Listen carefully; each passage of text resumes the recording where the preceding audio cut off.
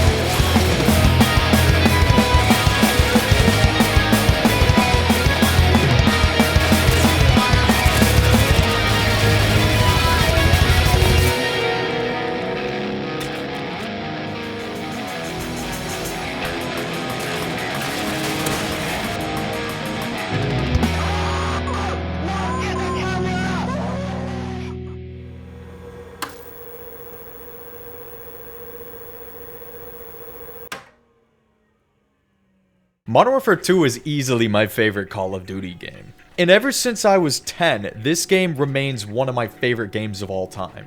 As far as the simple Call of Duty point-and-shoot mechanics go, Modern Warfare 2 makes the most of them. The game marries addictive gameplay with a plot that draws up a dark World War III scenario grounded in realism. But I hesitate to call this game realistic. Modern Warfare 2 is where Call of Duty plots began to go wild with larger-than-life story beats. This story in particular is the end result when Ronald Reagan snorts a line before writing a Michael Bay film. And I love it. The fanbase loves Modern Warfare 2 because it pulls out the stops and embraces a Hollywood action movie tone just for the sake of fun.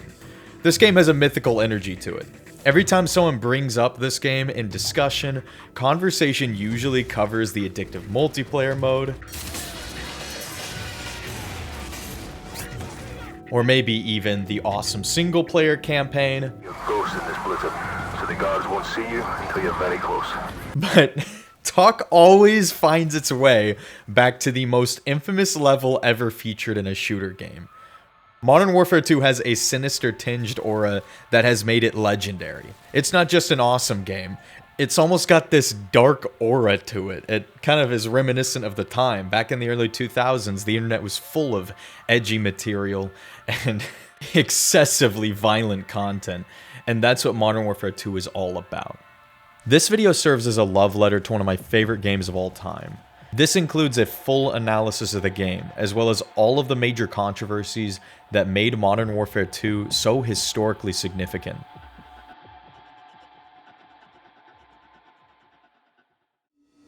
Modern Warfare 2's development was led by the same team of veteran game developers from the first Modern Warfare: Jason West, Grant Collier, and Vince Zampella. Rest in peace, GOAT. Call of Duty 4 was a massive success, so anticipation for a sequel was assured. Activision announced Modern Warfare 2 in February of 2009, with the trailer launched in March. The hype train began. Marketing ramped up. Partnerships formed between Monster Energy and Mad Catz. Mad Catz is the infamous company known for developing the third-party controllers that traumatized every little brother, or anyone who was a player number over 2.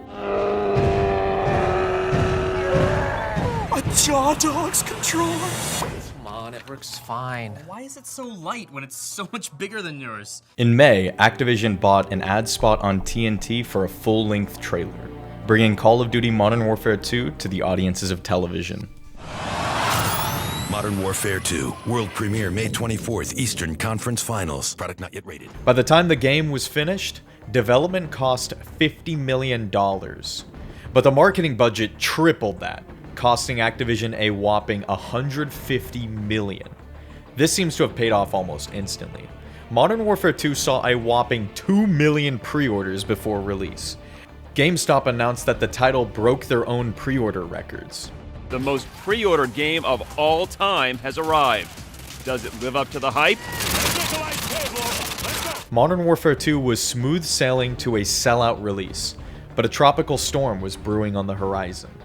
In October, weeks before the scheduled November release date, a video leaked online. An anonymous individual illegally obtained a copy of the yet-to-be publicly available Modern Warfare 2. Footage of this leaked copy was recorded and uploaded to the internet, the contents of which exposed the world to the most controversial level in gaming history. Modern Warfare 2 might be poised to shock us all. Yesterday we learned of a third-person mode which was later confirmed by Infinity Ward, and now an entire level has supposedly been leaked online. Nothing is confirmed, but if this video is real, it's sure to spark a lot of controversy, and I mean a lot. It's some of the most violent and realistic action we've seen in a video game. Without telling you what it is, let's just say that it involves innocent civilians. At any rate, the video is being pulled down all over the web, so there's a good chance it's real. Everyone who played Modern Warfare 2 knows about No Russian. Even folks who haven't played Modern Warfare 2, they also know about No Russian, either due to the memes or due to just all the hushed secrets that people would share at the playground and whatnot. This level was infamous. The biggest release in entertainment history was weeks around the corner, and headlines across a politically divided America were buzzing about the moral implications of the same game. But this was just the start. Weeks before Modern Warfare 2 was set to release, Infinity Ward released a YouTube video advertisement. It featured MLB pitcher Cole Hamels as a celebrity voice. In the short video, Hamels urges the player to prevent grenade spam in multiplayer lobbies within a PSA format. So be cool, avoid random grenades. They're for pussies. What the fuck? Though dwarfed by the No Russian drama, this ad spot caused an outrage all to its own. Days after the video went live, Infinity Ward pulled the comedic short due to backlash they received for the final slide of the short. Brought to you by Fight Against Grenade Spam. Yeah, Fight Against Grenade Spam. When you read out the acronym? Yeah. Bro, Infinity Ward, what were you thinking, dude? It was becoming apparent that the 2 in Modern Warfare 2 stands for the 2 public outcries the game caused before it was even out. This game was so horribly offensive, it's insanity. Despite all this flack the game took, it went on to smash records worldwide. It was the largest release in entertainment history, grossing $310 million in sales in just the United States and United Kingdom alone in just the first day of the game's release. As of January 2010, the game cracked $1 billion in sales. Modern Warfare 2 effectively put Hollywood sales to shame while offering a story and game with a production value that also rivaled Hollywood. But that's enough about sales numbers. Let's talk about the game itself. Modern Warfare 2 continues Call of Duty 4 Modern Warfare's story. The plot takes place in an alternate 2016.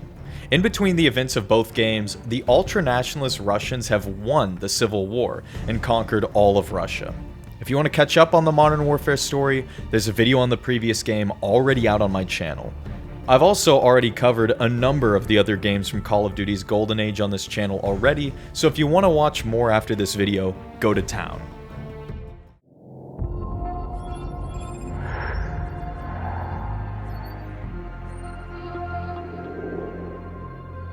The more things change, the more they stay the same. Boundaries shift, new players step in, but power always finds a place to rest its head. We fought and bled alongside the Russians. We should have known they'd hate us for it. History is written by the victor, and here I am thinking we'd won. But you bring down one enemy and they find someone even worse to replace him. Locations change, the rationale, the objective. Yesterday's enemies are today's recruits. Train them to fight alongside you, and pray they don't eventually decide to hate you for it too.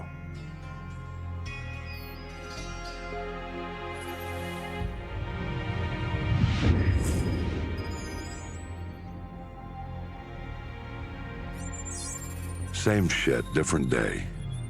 You know what I'm looking for, Sergeant Foley. Keep your eyes open. Got a new batch hitting the pit today, sir. I'll send you the best I find. The US 75th Rangers Regiment is deployed in Afghanistan to cooperate with local militias to combat insurgents. Wait, is that the Arbiter? You don't end up hitting the damn thing and it makes you look like an ass.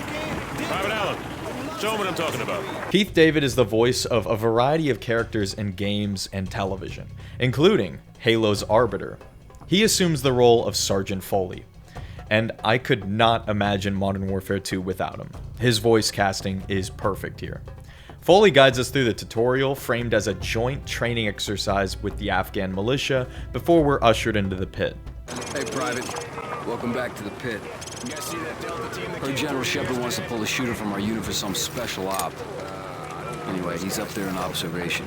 This time trial tutorial trains the player to quickly take out enemies while avoiding knocking down civilian targets. This game has a running theme involving civilians caught in the crossfire, which is established right here, and we'll be exploring it more as the story plays out.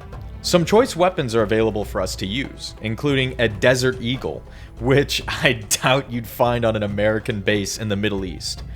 Good, now switch to your sidearm again. You see how fast that was?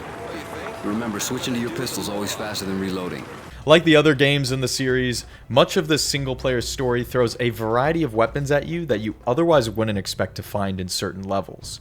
But come on, it wouldn't be Call of Duty if they didn't give you plenty of badass guns to pick from at all times. Realism be damned, Call of Duty prioritizes fun. You can also use the Scar.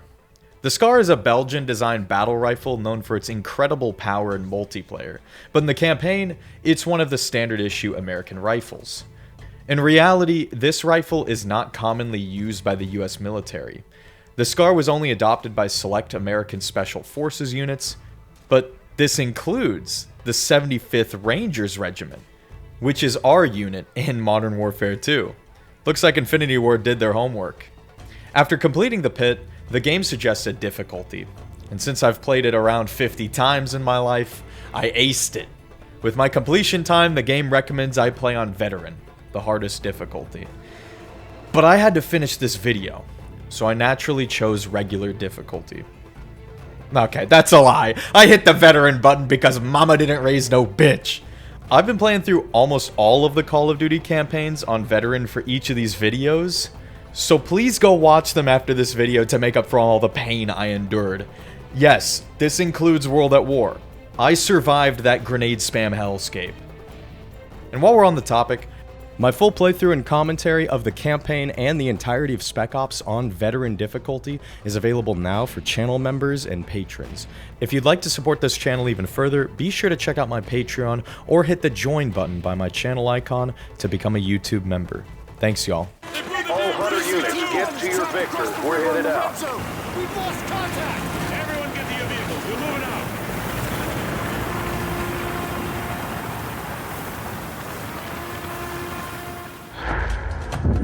are the most powerful military force in the history of man. Every fight is our fight. Because what happens over here matters over there. We don't get to sit one out. Learning to use the tools of modern warfare is the difference between the prospering of your people and utter destruction.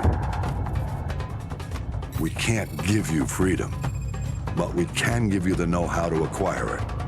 And that, my friends, is worth more than a whole army base of steel. Sure, it matters who's got the biggest stick, but it matters a hell of a lot more who's swinging it. This is a time for heroes, a time for legends. History is written by the victors. Let's get to work.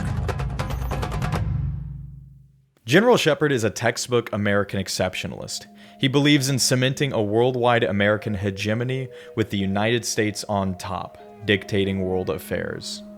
Our unit deploys to fight the Op-4 insurgents. Even though we're in a different part of the Middle East, both militant factions between the Modern Warfare games are called Opposing Force, or Op-4, to prevent association with real-world groups.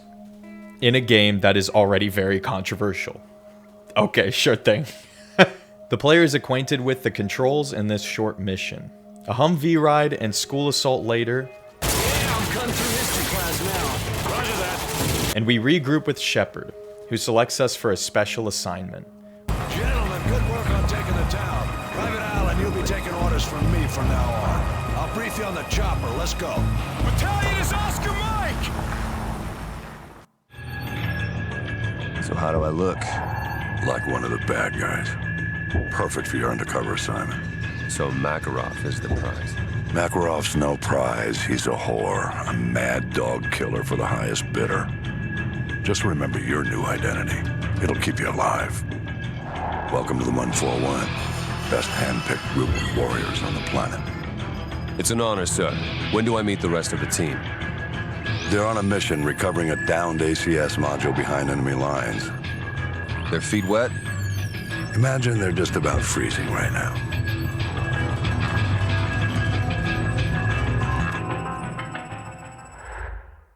Task Force 141 is a team of the most elite operatives in the world. Total badasses from Britain, America, and beyond. An American satellite has crashed in Russian territory. The Russians transferred it to an airbase nestled in a Kazakh mountain range. I guess in this alternate 2016, Russia owns Kazakhstan. The satellite had an ACS module on board, a fictional device that possessed intel on the American Defense Network. Captain McTavish and Gary Roach Sanderson scale the cliff to steal the ACS module back. Hold on! Don't let go!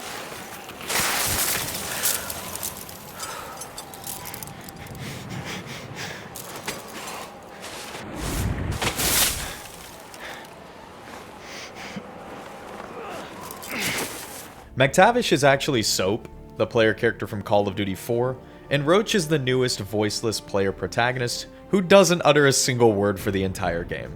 That's sort of a tradition with the Modern Warfare games. As long as you're playing as a character, they go completely mute. Even if they talked before, they go back to saying nothing as soon as you regain control of them. It gives these old games some old school charm, and I love it. We've been equipped with a heartbeat sensor mounted to our ACR. This is a sci-fi radar device that scans through walls and sheets of Blizzard for heat signatures. In research for this video, I found out heartbeat sensors are actually real, but unlike in Call of Duty, heartbeat sensors are used for search and rescue instead of combat. The team uses the Blizzard to mask their infiltration. Roach plants C4 on the fueling station before they link up to snag the ACS module. Take a seat here, okay? Let's go.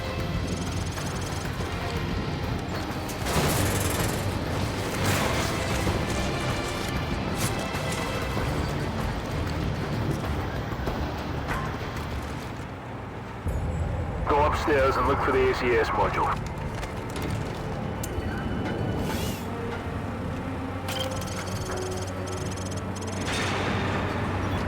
Roach, I'm being compromised.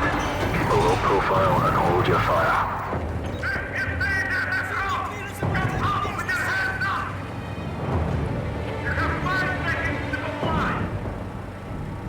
approach. Go to Plan B.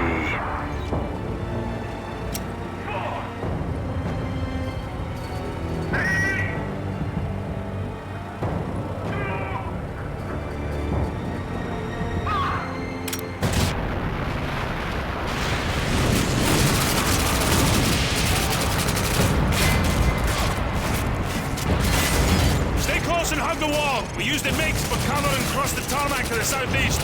Wow, that worked. Against all odds, the team escapes. I mean, I suppose we are among the most elite operatives after all. The silent blizzard melts to clear skies and chaos all over the runway. This stealth level has been great already, but then they cap off the whole escape with a snowmobile chase straight out of Fast and Furious. Rush, take that snowmobile. Let's get the hell out of here.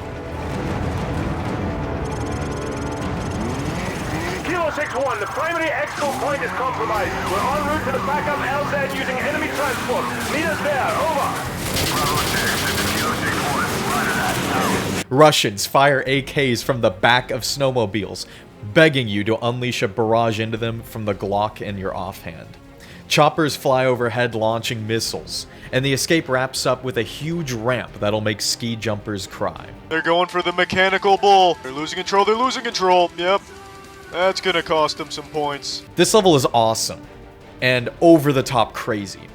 But from research for this video, I discovered that this game's story was originally supposed to be potentially even crazier, and it was toned down in the writing room. The writing team went nuts, crafting absurd scenarios before they eventually pulled on the reins. According to Jesse Stern, one of Modern Warfare 1 and 2's writers, the emotional weight and shock factor of the first Modern Warfare's story had to be topped, so ideas were kicked around Infinity Ward. In the beginning, we talked about having things in Modern Warfare 2, like outbreaks, viruses, chemical warfare, and even outlandish things such as aliens and the living dead. We worked our way through it before we finally ended up with a more grounded version of the real world as it's depicted in Call of Duty Modern Warfare 2. And as we were kicking around scenarios for conflict, we kept stumbling into things that were happening in real life, which was honestly unintentional. And as for this real conflict Stern was talking about, the writers originally had an idea of Russian tanks rolling into an ex-Soviet republic, but they scrapped the idea when a short time later, Russian tanks did invade Georgia in our real-life 2008. They canceled the European-Russian invasion idea. And speaking of no Russian invasion... Remember, no Russian. The rest of Task Force 141 brought in the ACS, Alan. 2 men took down an entire base. I ask much more from you now. Yesterday you were a soldier on the front lines, but today, front lines are history. Uniforms are relics. The war rages everywhere, and there will be casualties.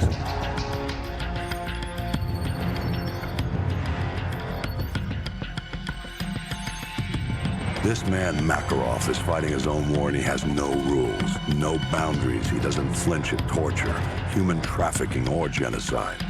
He's not loyal to a flag or a country or any set of ideals. He trades blood for money. He's your new best friend. You don't want to know what it's cost already to put you next to him. It will cost you a piece of yourself. It will cost nothing compared to everything you'll save.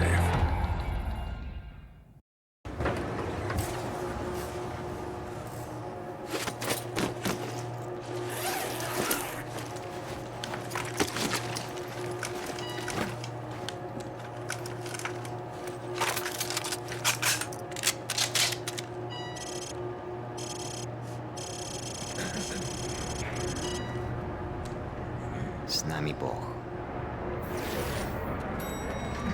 Remember, no Russian.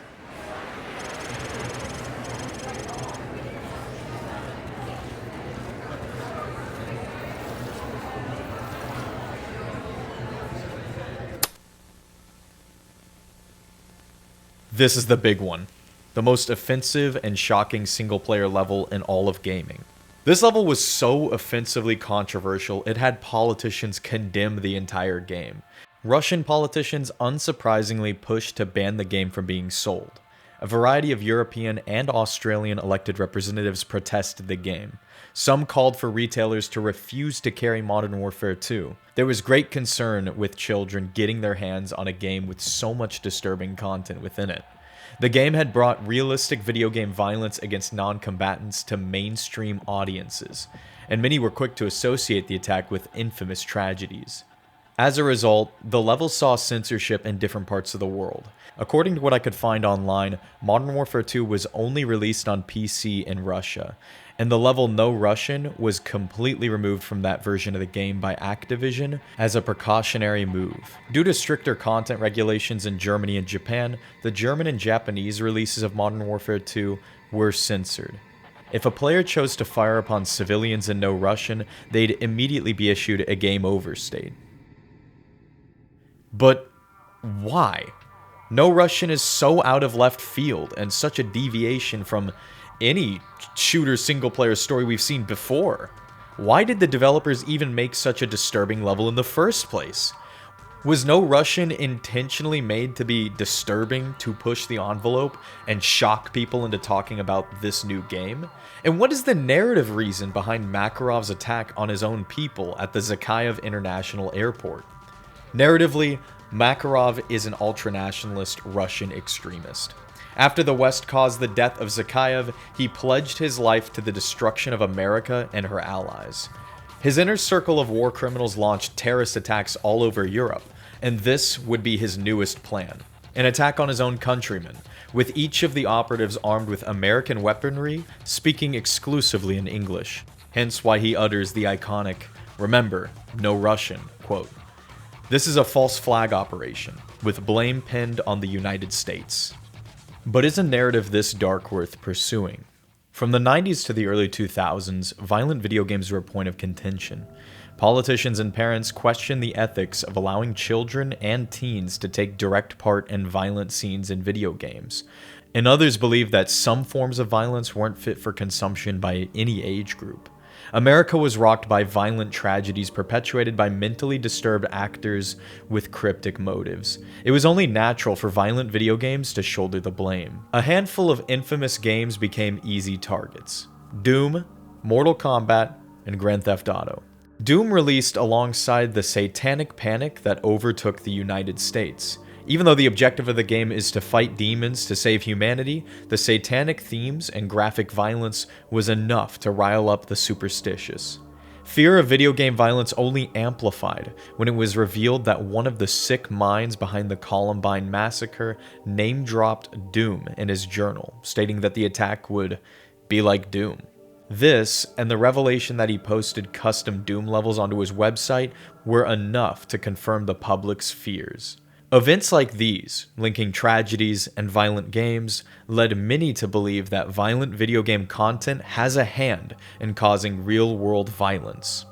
Mortal Kombat and other violent titles influenced world governments to regulate video games. America introduced the ESRB to rate the content of video games as suitable for different age groups. The ESRB was founded in 1994, and soon the rest of the world followed suit with their own video game rating systems. This effectively shifted the responsibility of the content children are consuming onto the parents. Starting in the mid-2000s, the violent video game debate began to die down. With this context, Infinity Ward should have known No Russian was bound to cause a public outcry. In a post-September 11th America, why even make this level in the first place and risk such intense backlash? Mohammed Alavi was one of the designers behind No Russian. He explained, "We were trying to do three things: sell why Russia would attack the US, make the player have an emotional connection to the bad guy Makarov, and do that in a memorable and engaging way." Well, they got the memorable part down, that's for sure. This is one of the most cursed levels in all of gaming. But as for if this level did happen to help the sales of this game and drive publicity, we're not too sure. We don't have a metric to prove it, but I'm fairly confident that all of that free press had to have done something for this game's performance. All things considered, No Russian is the most controversial single level in all of shooter history. But the narrative needs to make Makarov a villain, and so we mowed down legions of unarmed civilians.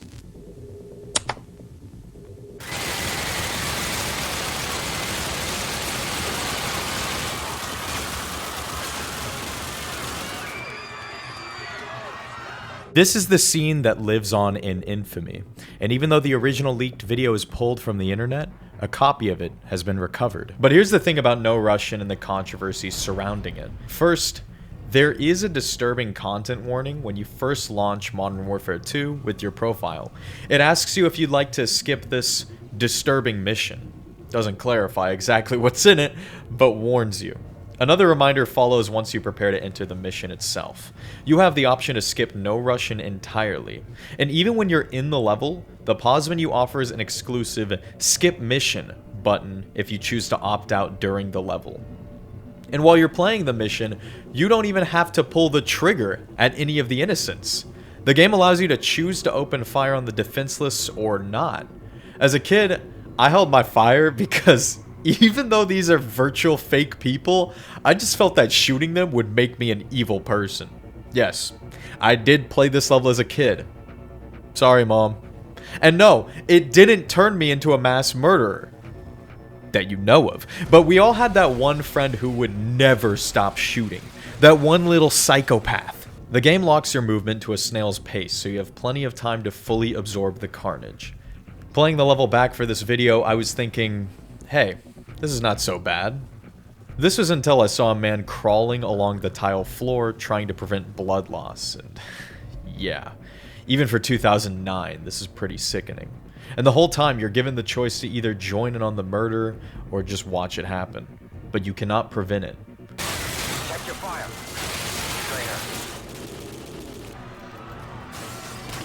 Trainer.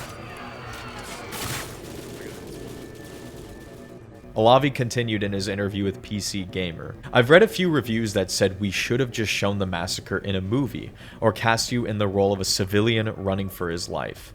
Although I completely respect anyone's opinion that it didn't sit well with them, I think either one of those other options would have been a cop-out. Watching the airport massacre wouldn't have had the same impact as participating, or not participating, in it.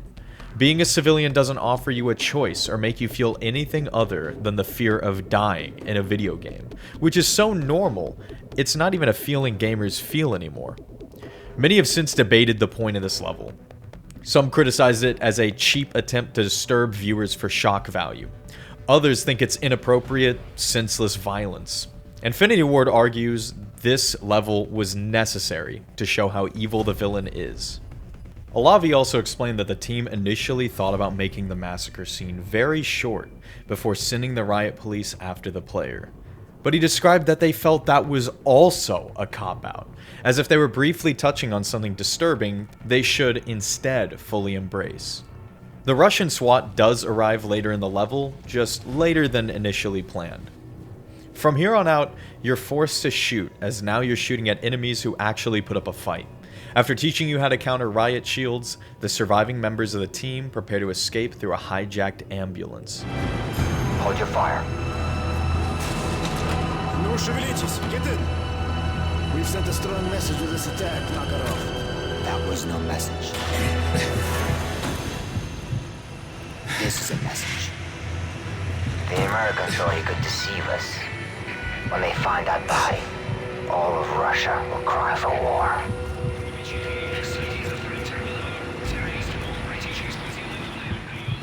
I understand why so many protested what we see in No Russian.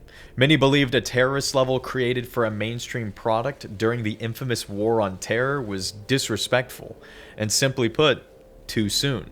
As far as the violent video game debate itself goes, we often fear what we don't understand. Headlines and tabloids blast terrifying rhetoric while flailing accusations at unrelated causes. To many, murderers associating their atrocities with violent shooter games was enough to implicate the entire genre as responsible for tragedies. Fear and emotion aside, if we actually observe the statistics, violent crime, especially amongst younger audiences, has been in free fall among Americans since 1994. Coinciding with this decline in violence, you can see video games becoming more popular and widely accepted, especially violent video games. This drastic decrease in violence indicates that there is no direct evidence that violent video games cause violence in real life. Full stop. But even today, Despite all of this data and evidence, elected representatives continue to baselessly stoke fears over violent video games. They accuse entertainment as the culprit of horrible tragedies, even when faced with mounting evidence to the contrary. Wasting time accusing video games and entertainment for causing tragedies, instead of actually committing to addressing the root issues of violence, does nothing to solve the problem, and if anything, could contribute to making it worse. Back to Modern Warfare 2, with a dead American left at the scene, the Russian government immediately believes the United States is behind the attack. Task Force 141 and Shepard know full well that tensions are about to heat up big time.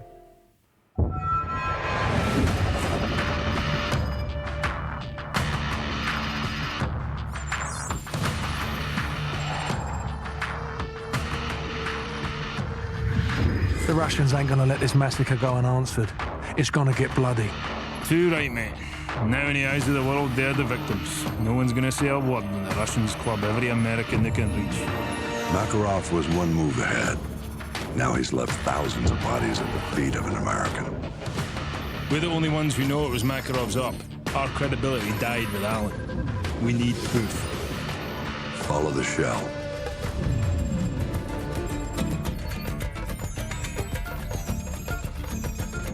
Alejandro Rojas. Never heard of him, sir. You know him as Alex the Red. He supplied the assault. One bullet to unleash the fury of a whole nation. Which means that he's our ticket to Makarov. Through what I can only describe as movie magic, they impossibly determined through a limited aspect ratio and limited pixels that the bullets were supplied by a gunrunner in Rio de Janeiro named Alejandro Rojas. got a positive ID. Whoever these guys are, they're not happy to see him. Ghost, we have a situation here. Get down! Get down! Getting away, Roach, let's go! This level is where we first meet the anonymous masked badass, Ghost. He doesn't do anything spectacular in the story aside from being an invulnerable NPC who tanks infinite bullets. But that doesn't matter. This original iteration of Ghost is a fan favorite character. But you might notice his voice actor is familiar. That's because his voice actor, Craig Fairbrass, voiced Gaz from the first Modern Warfare game. Nice. Your fruit-killing skills are remarkable. Strike team, go. Engage Makarov on sight. Even though Gaz was seemingly shot and killed at the end of the story, many theorize that Gaz and Ghost are the same character, as if Ghost's moniker and skull mask imply he cheated death and lives on as a ghost. It's a really cool theory that has since been proven false, but it didn't stop all of us from believing it back in the day. After immobilizing and torturing Rojas' assistant, we're cut loose to fight through the maze of the favela, chock full of militia fighters who shoot through doors and release attack dogs on us. To complicate things, there are also innocent civilians thrown into the mix. This level is one of the harder ones on Veteran. It's tedious, and for most of it, you're on your own, forced to tend with a small army in close quarters. However, we eventually catch up to Rojas. Ghost, I'm going far right! He's gonna get away! No, this is Bravo 6. We've got the package. I repeat, we have got the package. Coordinates to fuck. Bollocks. The skies are clear. Send the chopper now. The Russian people were left reeling from the terrorist attack Makarov pinned on the United States. They demanded reprisals. Call of Duty fans were shocked to their core with no Russian. But this next level is where my jaw hit the floor. San Bravo, we're reading 70 bogeys in your sector. Please verify. Very funny, Station. That's a big negative, over. Yeah, might be a glitch in one of the ACS modules. San Bravo, be advised, running diagnostics to scan for malfunction. The skies are clear, Station. You've got yourself some phantom dots. Over. Zulu X-Ray 6, signs in your sector of some 100 bogeys. Please advise. Negatory, Station. Scope is clear. I don't know what to tell you. Solar interference, heavy sunspot activity today. Sierra Delta, we may have a minor ACS fault here. Do you have anything on your scope? Sierra Delta, repeat. I'm looking at fighter jets over I-95! How the hell did they get through? Stand by, attempting to contact the nearest unit in that sector. I read you. This is 1st Battalion, 75th Ranger Regiment. Sergeant Foley, acting commander of Hunter 2-1. Do you copy? Over. All stations be advised. Satellite surveillance has been disabled. SOSUS and Paintball's rays are inoperative at this time.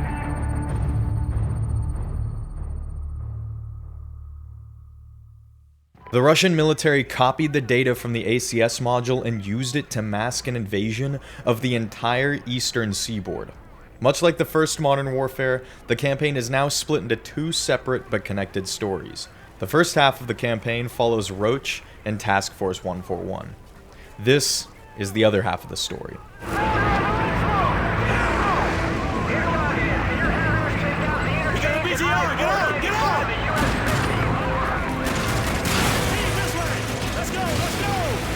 The American campaign, my favorite part of the entire game. In shooters, we're used to fighting victorious wars overseas, but now we're fighting in our own backyard. The American campaign is 5 levels of defending Virginia and later the American capital from a highly capable Russian invasion force. From mission to mission, we steadily watch as the American situation collapses into a desperate final stand. Rather than constantly win, in this story, we are losing in defense of the home front. It's an emotional narrative that is executed with flying colors thanks to stellar presentation. The immersion in this game overall is incredible, but it's knocked way out of the park in the American campaign. The scenery of these levels are so American. Fast food joints and suburban homes, stop signs and crosswalks. The orange skies are choked with smoke and anti-aircraft fire. Jet fighters scream over the suburbs of Virginia.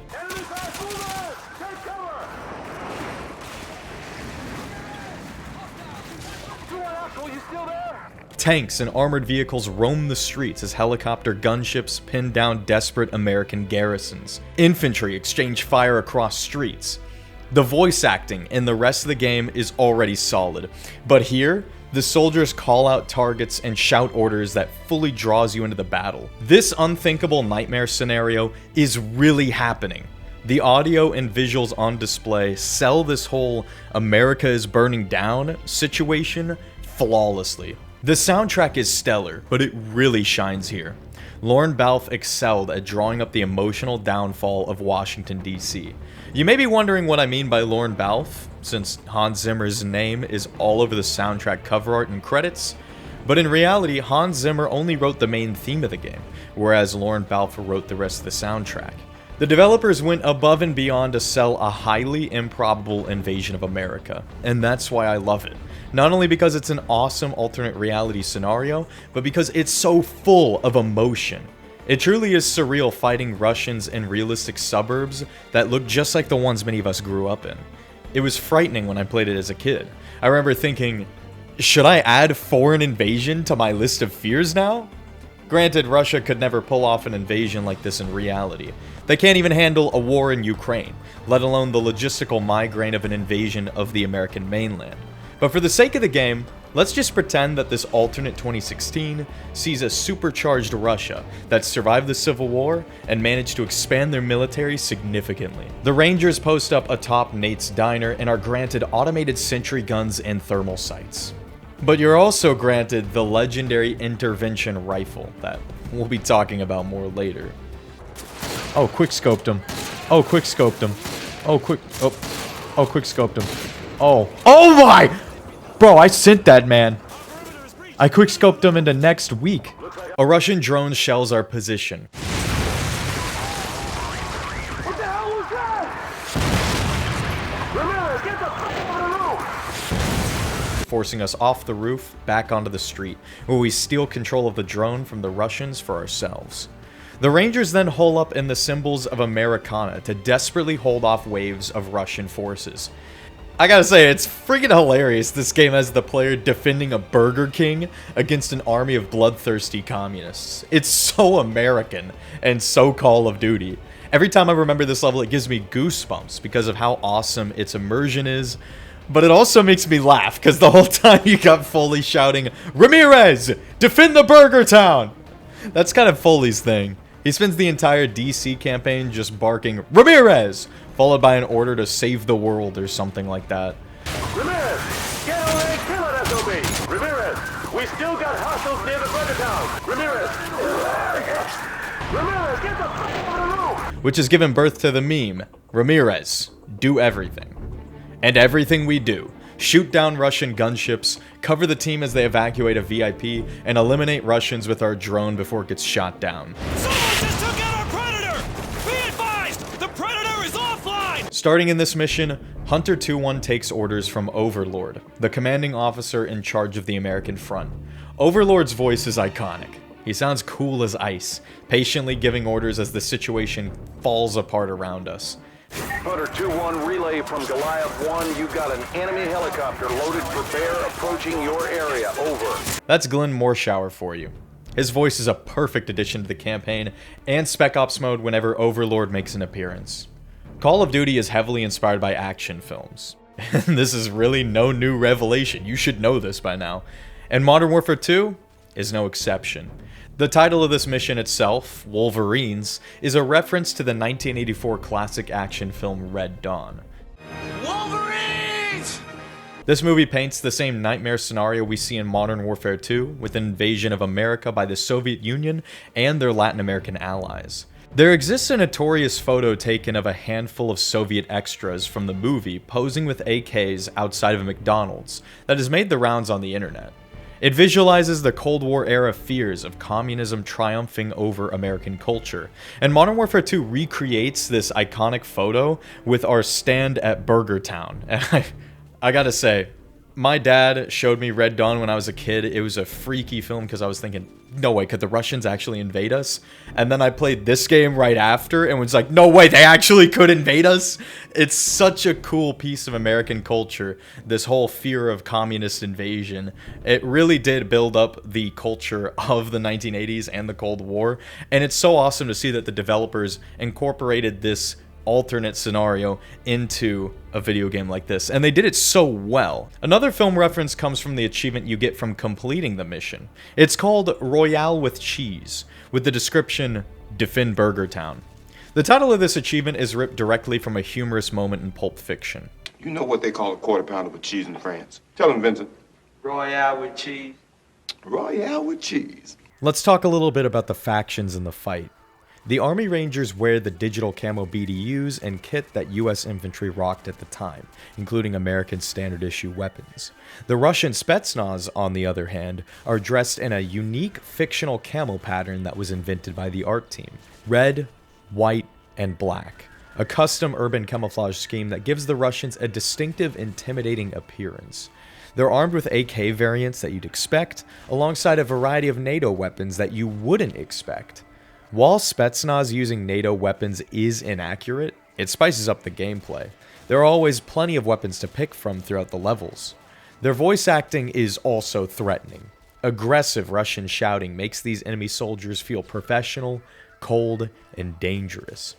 This has got to be one of my favorite fictional soldiers in all of gaming. Their appearance is so badass, and the fans love the Spetsnaz outfits and uniforms as well.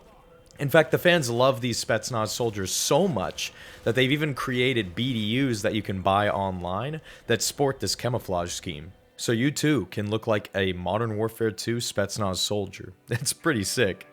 But what confuses me is why weren't these Spetsnaz models reused in Modern Warfare 3? They are so perfect, they are so awesome and intimidating.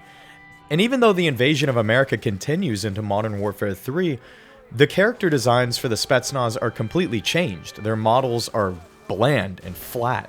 They look gray and lack any sort of personality or color. And the voice acting just also isn't there either. In fact, this kind of describes all of Modern Warfare 3's campaign to me. Overall, it's a boring step down. The level ends and we exfil to rescue civilians that are trapped by the invasion deep in the suburbs. Hunter 2-1, this is Overlord. Give me a sit rep, over. Overlord, Hunter 2-1, be advised. Precious cargo is secure. Repeat, precious cargo is secure. We're off the mic. Overlord copies all. Good job. Out. Squad, we've still got 2,000 cities in Arcadia. If you got a family there, it's your lucky day. We're gonna go save their lives. We're sorry. All lines are busy at the moment. Please hang up and try your call again later. Next I can't get anyone on the home. War has been drawn to the shores of the United States. Troops already stretched to the growing point. Scattered all over the world. The Russians must have copied the ACS module. Got the key to every lock in America. And they're killing 1,000 Americans for every dead civilian in Moscow. Looks like we're all out of friends. I know a guy. Let's find a payphone, if they still exist. All we got out of Rojas is that the only guy Makarov hates worse than Americans is locked up in a gulag. That's all we've got. If this con's the bait to catch that psychopath, let's hang him from a tree. Task Force 141 has to find their way out of Brazil. The gang didn't get much from Rojas, except that Makarov hates somebody who's locked up in a gulag deep in Russia. The team leaves Rojas tortured and tied to a window grate so they can join the fight back home. After fighting through the favela, they reach Nikolai's chopper and the gang makes it out of Brazil alive. Jump spotter! Nikolai, we got him! Get us out of here! Way to do, my friend! He's got us in a summer. This level's kind of forgettable. I especially didn't like it as a kid because it interrupts the insane invasion of America, but at least Nikolai's back.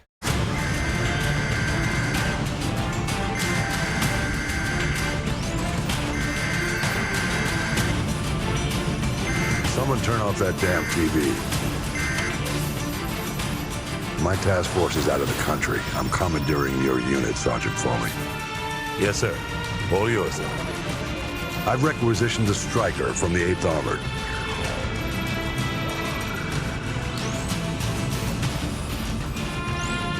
Honey Badger's a mean bitch, sir. She'll walk you in. The Russians are burning through our defenses and our intel. Can't let them take this corner. Just point it out on the map, sir. They won't take it.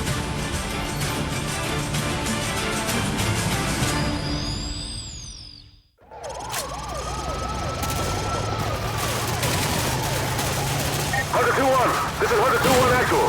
Our evac choppers are taking heavy losses from ground fire. We gotta destroy those AAA positions so they can get the rest of the cities out of here. Let's go! TF-141 is out of the country, so General Shepard commandeers Hunter 2-1 for a special assignment. Back in Virginia, Ramirez and company grind through a Russian garrison in the suburbs. The Rangers' attack is spearheaded by a Striker IFV. And what's cool is this Striker isn't just an NPC, we can directly interact with it. We've been given a laser sight to direct fire from this war machine's beast of a 50 caliber machine gun. This level is really special to me personally because it's precisely where I thought it looked like my neighborhood when I was a kid. The immersion and the graphics for a game from 17 years ago are just off the charts here. The textures and models are really top notch. This really does look like a realistic American neighborhood. And the jet fighters and attack helicopters go a long way to really make it feel like this is a war on the home front. With the help of our laser designator, artillery knocks out Russian armor and anti-air at the golf course. Mission accomplished. The Russian presence in Arcadia has been eradicated. We have secured the park and now descend on 4677 Brookmere Road. Foley radios Overlord and receives a response from Shepard himself.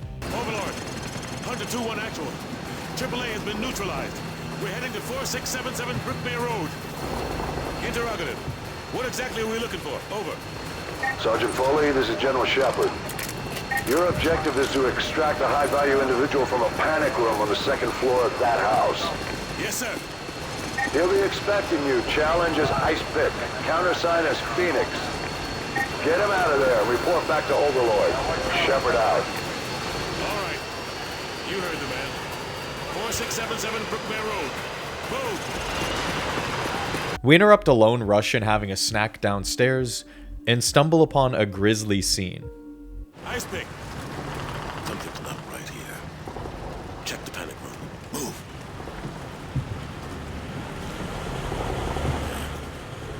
No sign of forced entry. Ramirez, get that briefcase. What's left of it? Sarge, check out these tats. Not your average trooper, huh? Good.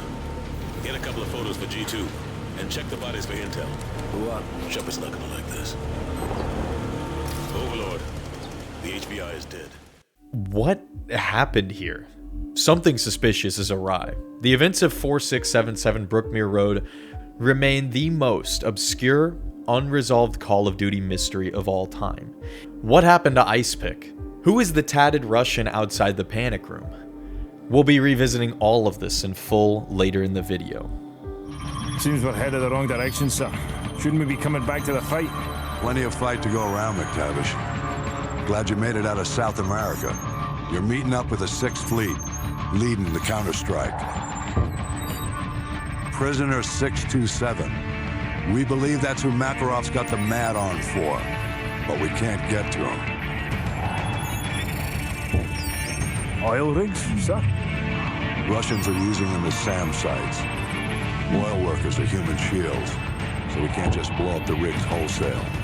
And this one is the least defended. Boys, I know I'm sending you into the meat grinder on this one. They're defending it, so it means we want it. Especially if it gets us to 627.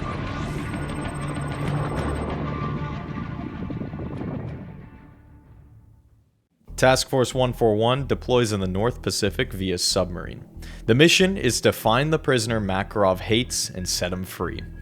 But the gulag he's imprisoned within is protected by Russian air defenses mounted on a collection of oil rigs. Alright, no problem. Let's just bomb them from a distance. Well, the problem is there are hostages aboard the rigs, so we can't just obliterate them.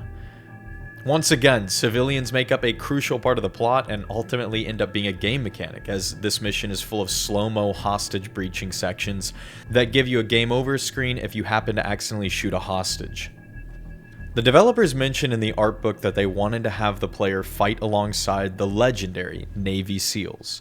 This culminated in The Only Easy Day Was Yesterday. The mission is essentially a handful of combat arenas fought floor by floor on the oil rig, split up by slow-mo hostage breach sections. And this whole slow-mo hostage breach mechanic appears multiple times throughout the campaign from here on out. As the level comes to a close, there's a lesson on thermal optics and their effectiveness in smoky environments.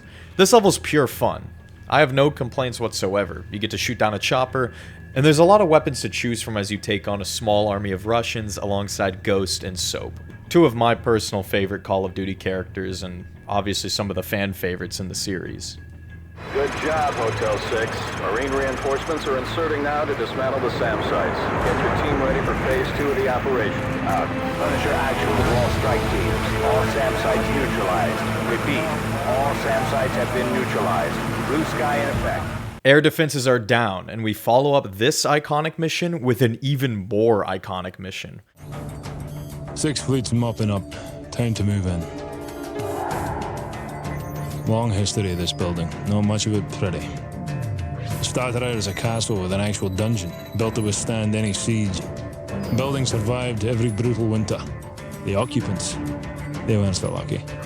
The monastery didn't survive the purges. Over the last century has played host to anyone the government didn't want but couldn't kill. The place is filled with living casualties of the last war, which I swear I thought we'd won. But I suppose it's all a day at the races. You back the losing horse and this is where you end up. 627's the piece of meat Makarov wants, so let's cut him loose.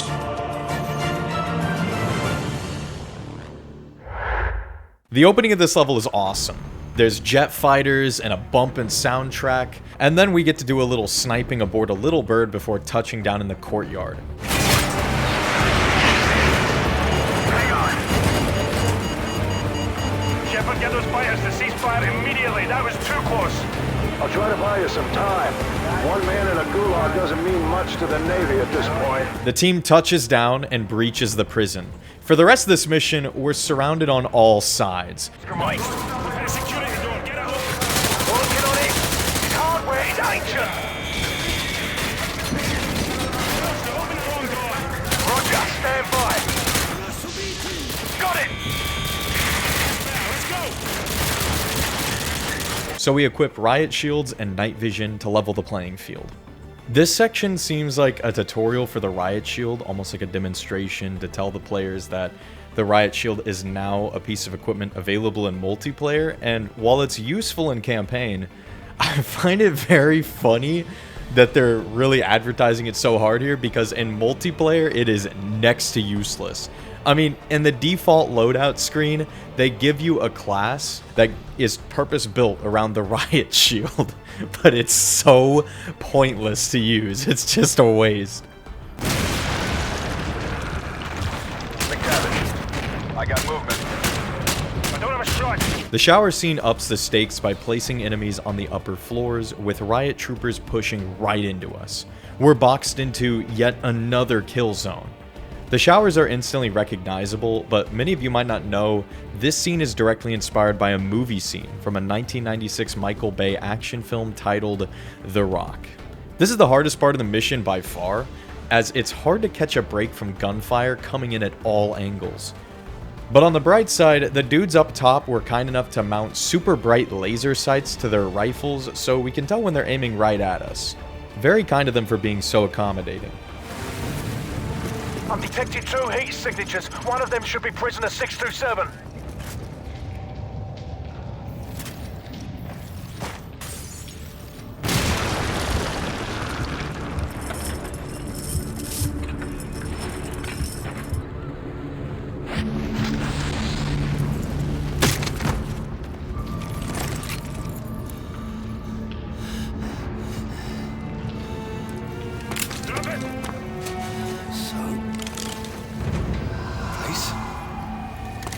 This belongs to you, sir. Who's so?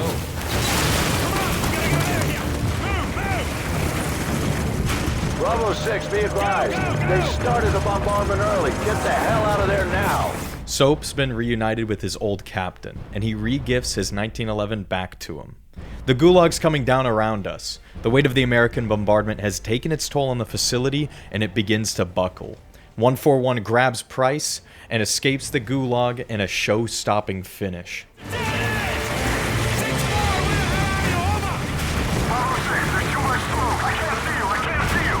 Roach is down! Roach!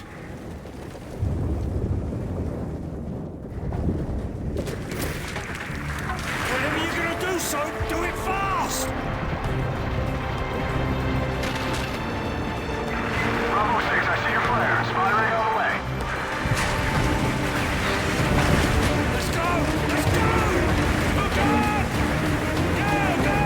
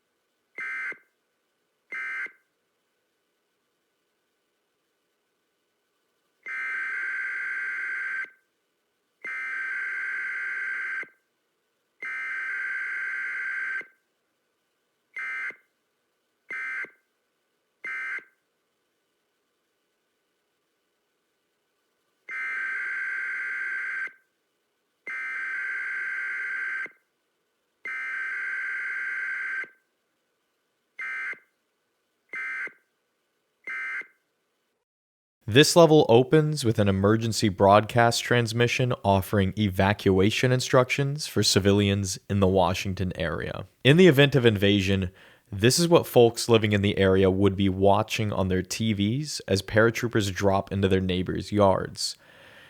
And it scared the crap out of me as a kid. It gives off such an unnerving feeling that prepares us for the disastrous situation we witness fresh out of the cutscene.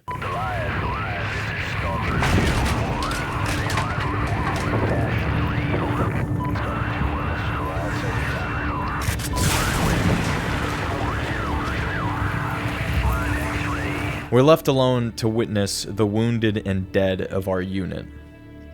But there's still work to do. On your feet, we're Oscar Mike. Roger, 2-1, that's full out. Listen up. This evac site's getting hit hard. We need to buy him some time, Hooah! All call signs. The LZ is under heavy fire. Uncover enemy positions and engage potential targets.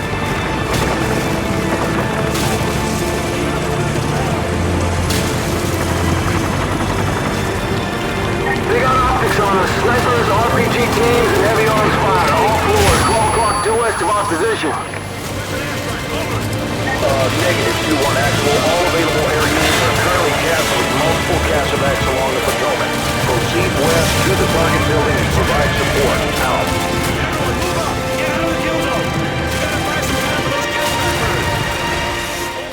We emerge from the bunker and learn exactly where we are when we witness the mangled Washington Monument. The American order of battle is falling apart. The Russian invasion has overwhelmed the American defenders by making use of an armored and air power advantage. The situation has deteriorated rapidly, but the Americans aren't going down without a fight. Hunter 2-1 mounts up not to defeat the Russians, but this time, our job is to buy the Washington evac site time. The objective is the Department of Commerce. The Russians own the building, and they've installed a crow's nest on one of the upper floors that is wreaking havoc on the Washington Monument evac site. The climax for the Battle of Washington, D.C. has arrived. All-out modern war in the American capital. The tone of this mission is insane. It's like the fall of Reach. The entire level is full of reminders that we are losing this fight. We're inside and proceeding to the upper floors. Roger. Overlord copies all.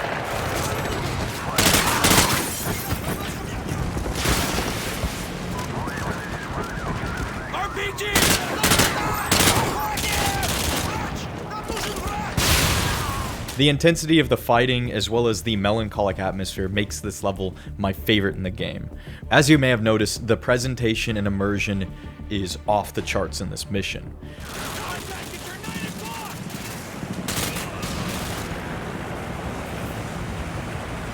That's the freaking Capitol building, man. But the radio audio that you can hear playing in the background makes this mission even more memorable. And of their own accord, you can catch radio chatter in the background. But this is more than just set dressing. These transmissions are full conversations from American units as they struggle to defend against the Russians. As the level progresses, these voice lines become more and more desperate. Rhino 2-1, get your team out of there pronto! We cannot hold this position any longer! We are leaving DC! Soldiers begin screaming, begging for reinforcements and artillery support. One unit announces 90% casualties and states their intention to retreat. Gator 2-6! Gator 2-5! Be advised, we are pulling out of DC! DC 2-4 taking 90% losses!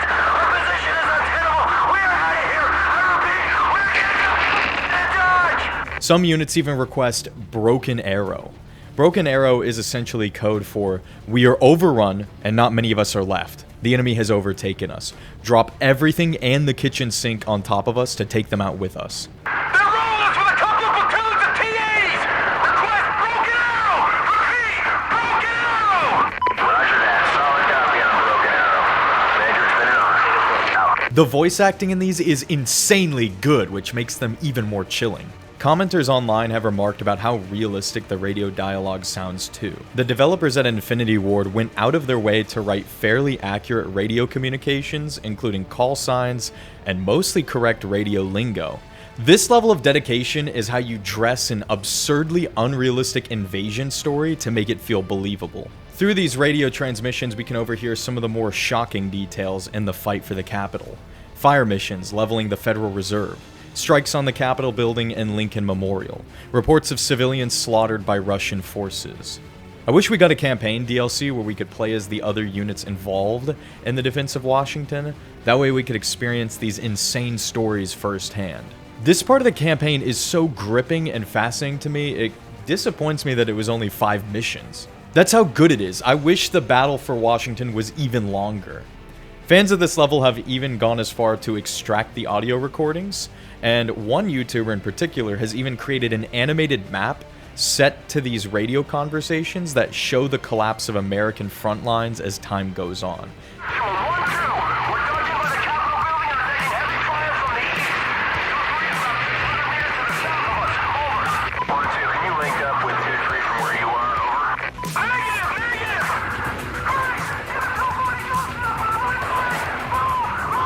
It's an awesome watch, and I recommend it. The Russian crow's nest at the top of the structure is cleared out. Overlord copies all. The evac site at the Washington Monument reports several transports away, but they are still vulnerable. Can you provide support from your position? Over. Roger that. The city was stopped by enemy munitions. We'll dig in and burn through their ammo. Out. Ramirez and Foley turn the javelins as well as the Barrett 50 against the enemy. Russians can even be seen using Javelin rocket launchers in the field, which is weird, considering the Ruskies are using American-made ordnance in such big numbers. It's likely the developers gave them American ordnance to save resources. While we're on the topic of defending the evac site, while digging through the Army Rangers radio files for this video, I accidentally found a disturbing detail cut from Modern Warfare 2. There's a collection of cut audio files found within the game files that indicate there may have been a scenario where the player fails to save the Washington evac site. These transmissions were unsettling on my first listen.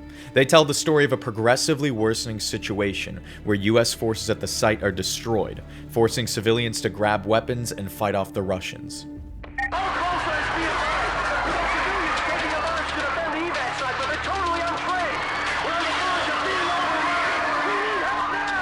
It all ends in a terrifying massacre of the remaining military personnel and civilians. Enemy troops are inside the evac site! Repeat! Enemy troops are inside the evac site! We lost the cities! No! Some of you guys may already know about these cut audio files. I'm not the first to cover them on YouTube, but I was completely unaware of them while digging through audio files for this video. I just accidentally stumbled upon them. I also found another audio file that actually does play in game, but I always miss it on my playthroughs. This muffled transmission is chilling. This is Atlas Run 1, civilian transport going down 2 clicks west of DuPont Circle. I wonder why these files were all removed from the game. Being completely transparent with you guys, I was genuinely shocked when I found these files. Like, you gotta imagine my shock while making this video, stumbling upon these cut files that I had never seen on YouTube. I only Googled it after and found like a video by General Heed and a few others who've talked about it, and it was insane stumbling upon these. It really shows a far darker version of this level that is already full of so much tragedy. At this point, we're desperately clawing back time for the evac site by striking as many armor and air units as we can, before Spetsnaz retakes the building and chases us to the roof. Hunter 2-1, you bought the evac site. Valuable time. Well done. Now get your ass to the roof ASAP. You're in danger of being overrun. Roger that! We're heading to the rooftop. Everyone, move out! The pressure is on now. We are completely overrun. The SEAL team that captured the roof of the building earlier in the level now holds it to the very end to cover our escape. And now, it's time for the most awesome part of the entire game. A bird's eye view of the complete devastation of the capital. Nothing but our explosive minigun, metal guitars, and the collapsing situation heard over the radio. Overlord announces a total evacuation of the capital. Overlord! We've linked up with the SEALs on the rooftop and are heading out. Interrogative. Has the Washington Monument site been evacuated? Over. Negative 2-1, they're still pinned down by infantry and light armor from the World War II memorial. Doesn't look good from here. Over. Copy, Overlord. We'll do what we can from the air. Out. This level makes me feel so much, and I frickin' love it. Overlord! Delta 2-2 is hit going down! RPG teams at the World War II memorial. Full entry until they don't get up. Atlas 2-3, 2-4, and 2-5 are all the way. Ground units in LZ-4. Fall back now. Enemy gunship moving on 12 o'clock. War memorial.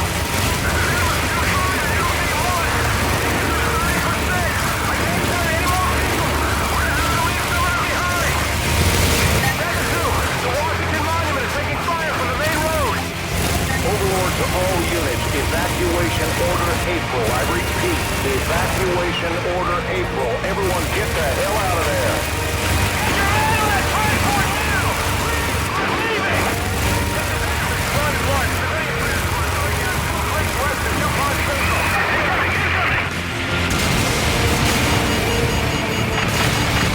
Our escorts are down. We've taken a direct hit. We are all that's left functioning in the battle space. The Russians own the capital now.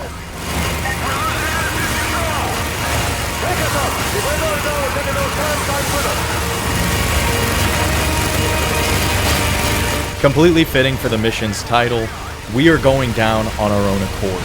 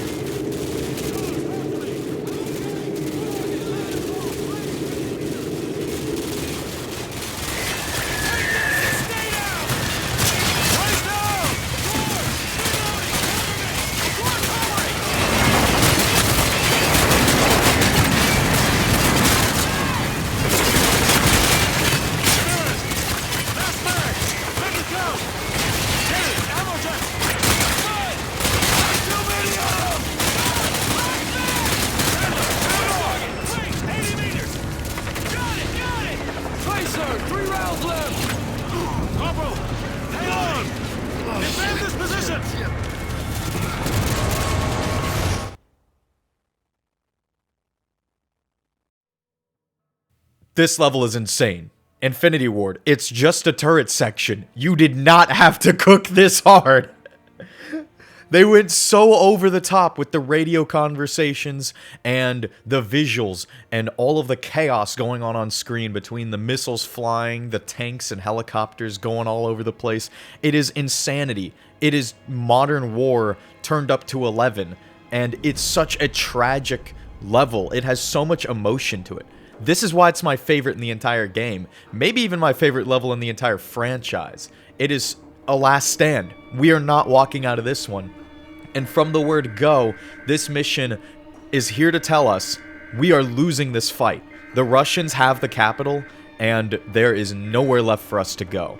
Our unit does everything it can to save the evac site and get out of there alive, but we've exhausted all our options. As pressure continuously mounts as the Russians bear down on the Washington Monument, our team ultimately finds themselves shot out of the sky and stranded in the street with a certain death looming over them. It's so beautiful. It's tragic and so emotional. And all of this just excellent writing and fantastic world building goes a long way to sell this completely improbable Russian invasion of the capital. It's amazing. And it allows me to just completely ignore the fact that this game is so unrealistic. And this is why, because this game is absurd. It's Michael Bay-esque, it's ridiculous, but they go so hard into it. Infinity Ward leaned so hard into the actual writing and graphics and just everything. Everything on display is just top-notch quality. And it holds up even well today. So I completely forgive the ridiculous story. I can suspend my disbelief and just enjoy the ride. And this is how you make a Call of Duty story.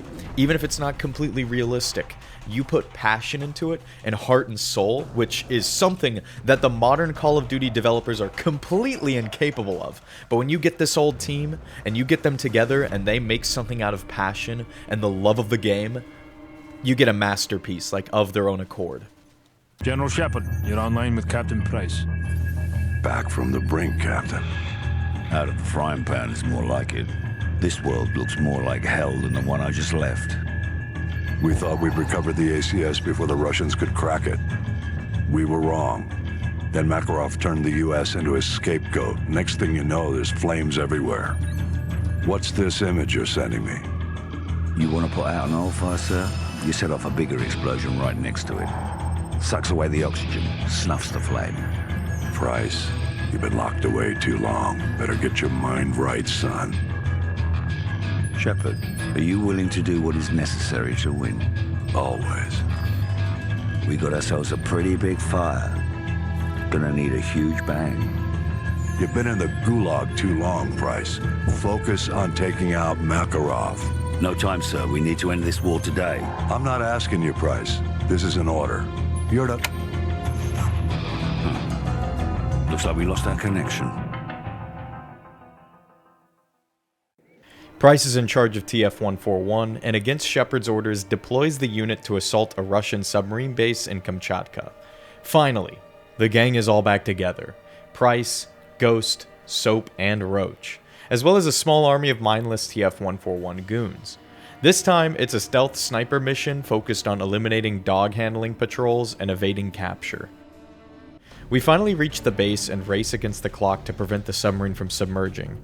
This sprint to the sub is made a little easier with the use of our Predator drone, but on Veteran, this is still the hardest part of the game, Predator drone or not. It's absurd. The enemy volume is immense. The Predator missile can easily kill upwards of 10 plus enemies with a single missile, but that isn't even enough to effectively thin the herd.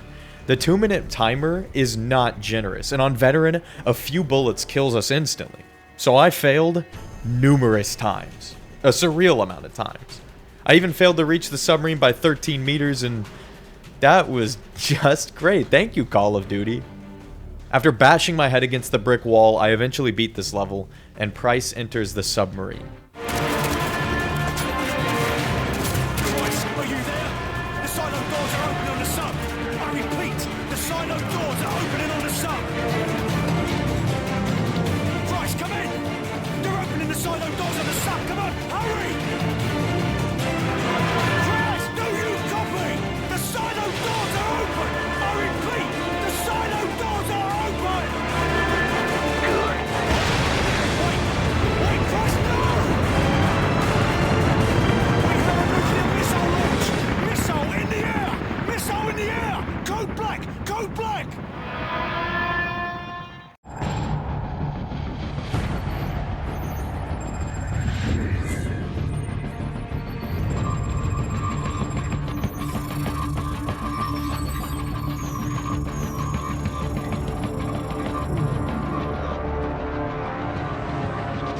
Gentlemen, the missiles vector puts it en route to the East Coast. We will lose the White House. We've rebuilt it before. We'll rebuild it again. Casualties? Possibly 30 to 50,000. Depends on the exact location of the detonation. All systems will go down. General Shepard, you warned us. We should have listened. When they speak of this moment, we will not be the ones who stood guard while America died. One man is responsible for all this. Makarov must be brought to light. Whatever you need, General. We've got a blank check.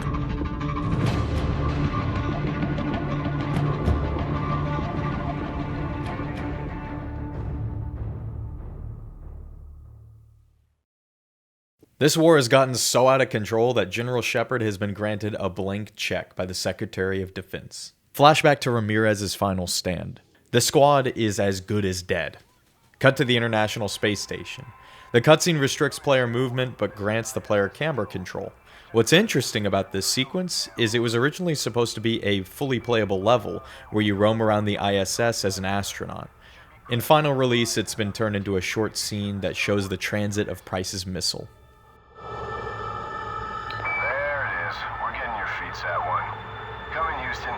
Are you getting this? Copy that, ISS. Video feed from Sat-1 is clear. Sat-1, keep tracking the bogey. We're looking into it. Stand by. Houston, we're not scheduled for any satellite launches today, are we? ISS Houston, stand by. We may have a problem here.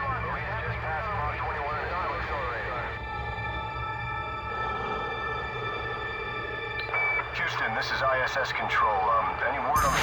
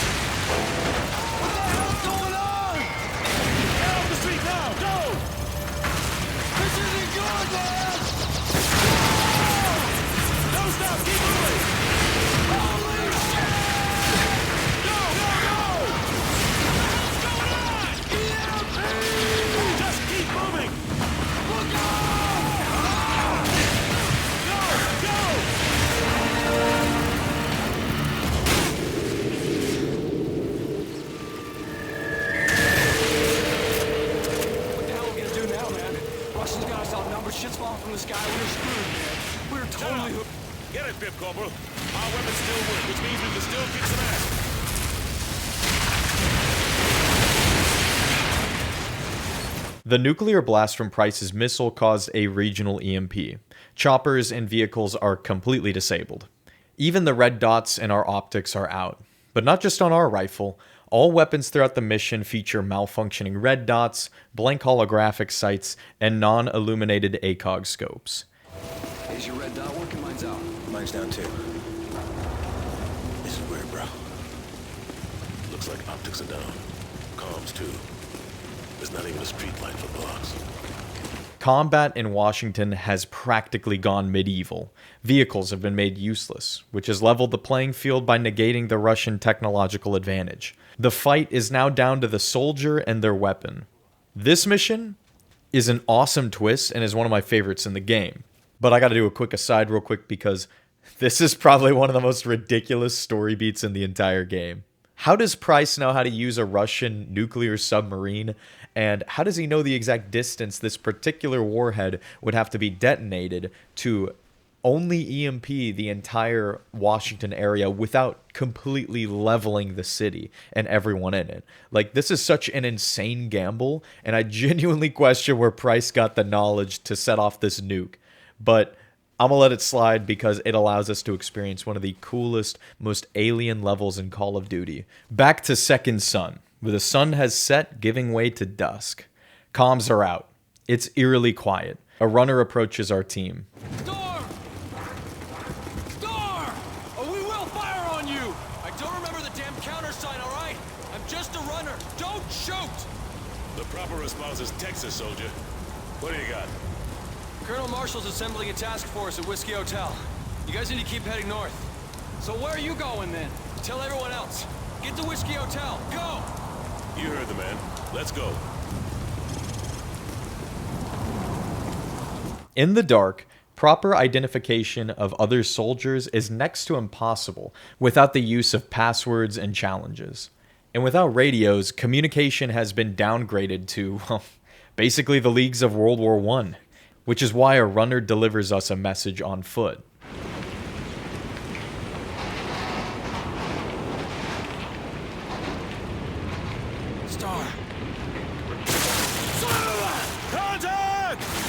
A scene that sticks in my mind from this mission has the Rangers fight through an office complex. Spetsnaz desperately return fire from behind cubicles. There's also an absence of music here. Instead of action music, we now hear the ambience of a rainstorm, which makes this change of pace feel all the more tangible. The intensity of all-out war has turned into silent and violent man-on-man scuffles. And when I said red dots were out, I meant it. The developers made sure to disable all electronics. Optics on weapons dropped by enemies and even the minimap are disabled. I can honestly see modern Call of Duty developers accidentally leaving all the red dots working on enemy guns out of complete carelessness. But not the old Infinity Ward. They're dead, right? Clear! Room clear. Let's go. There's the Eisenhower. Whiskey Hotel's on the other side. Oh, man, we gotta go out there.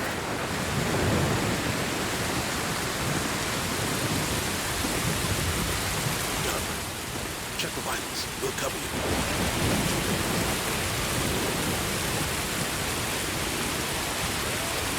No, he's a goner. This mission is soaked in its atmosphere. Lots of silent breaks instead of non-stop shooting galleries. The only thing I don't like about this level is how short it is. There are only a handful of fights in our short sprint to the Eisenhower building. Hold your fire. Are they friendly? I don't know. Star! Cover me. Star! Say Texas, damn it. Say it.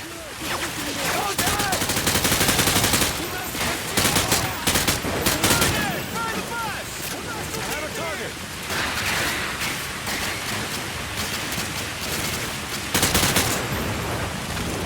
With the instructions from the runner, the squad reaches a tunnel with the presidential seal. Check out the seal on this door. I thought the president's bunker was under the west wing. No, that's just for tourists. This must be the real thing. Open it up. Real or not, man, this place is history. Hope they got out in time. This transitions immediately into the next level, Whiskey Hotel, the White House. Without their armor and air advantage, and with little contact to high command, Russian infantry has been forced into small garrisons throughout the capital, including the White House. Hunter 2-1 links up with a detachment of American soldiers under the command of Colonel Marshall for an assault on the White House, the most important of the Russian garrisons. What's the situation here? You're looking at the high ground, Sergeant! There's still power in the White House! That means we still have a way to talk to Central Command, if we can retake it! Now get your squad moving up the left flank! Go! The electronics for the building must have been hardened stronger than the rest of the city, as power remains on in the building, which means the Rangers must capture the White House to contact high command. Spetsnaz has turned the building into a fortress, so the men push up the left flank through the west wing. On direct visual contact with this counter side. This is 2051 to any friendly unit in DC. Get the door! Hammer down is in effect. I repeat, hammer down is in effect. Sarge, are you reading this? That's where we gotta go! Now get the door! Deploy green flares on the roof of this structure to indicate you are still combat effective. Speakers within the White House complex loop a message from American High Command. The American military is prepping to level the city with airstrikes to deny the Russians from taking it. We must deploy green flares on the roof of the building to indicate that our unit is still combat effective, or else the American Air Force will bomb the White House and all other Russian-held structures throughout the capital. Without their toys, the Russians are rolled up by the triumphant Rangers. Let's get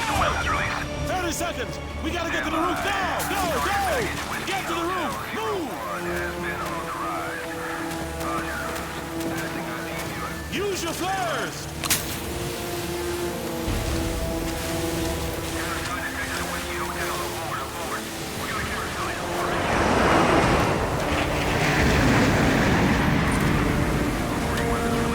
So, when are we going to Moscow? Not soon enough, man.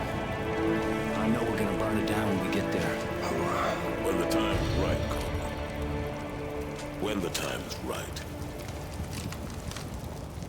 Green flares are lit with a final shot of the sunset peeking through the clouds, a backdrop for the silhouette of the scarred Washington Monument.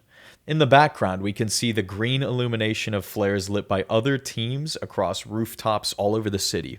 The Americans have reclaimed Washington, D.C. The airstrikes have been called off. In only 2 days of invasion, the Russians have been repulsed for the time being. This ends the best part of Modern Warfare 2's campaign, but there's still 4 levels to go, and they offer something special all to themselves. It's been a tough week, gentlemen. We've lost more than we ever dreamed, but we will recover. I've got a blank check, and we're going to use every cent of it killing Makarov. Despite what the world may say, we are not savages. We don't kill civilians. We use precision. There's an evil man hiding in these shadows, and we're going to bring him into the light.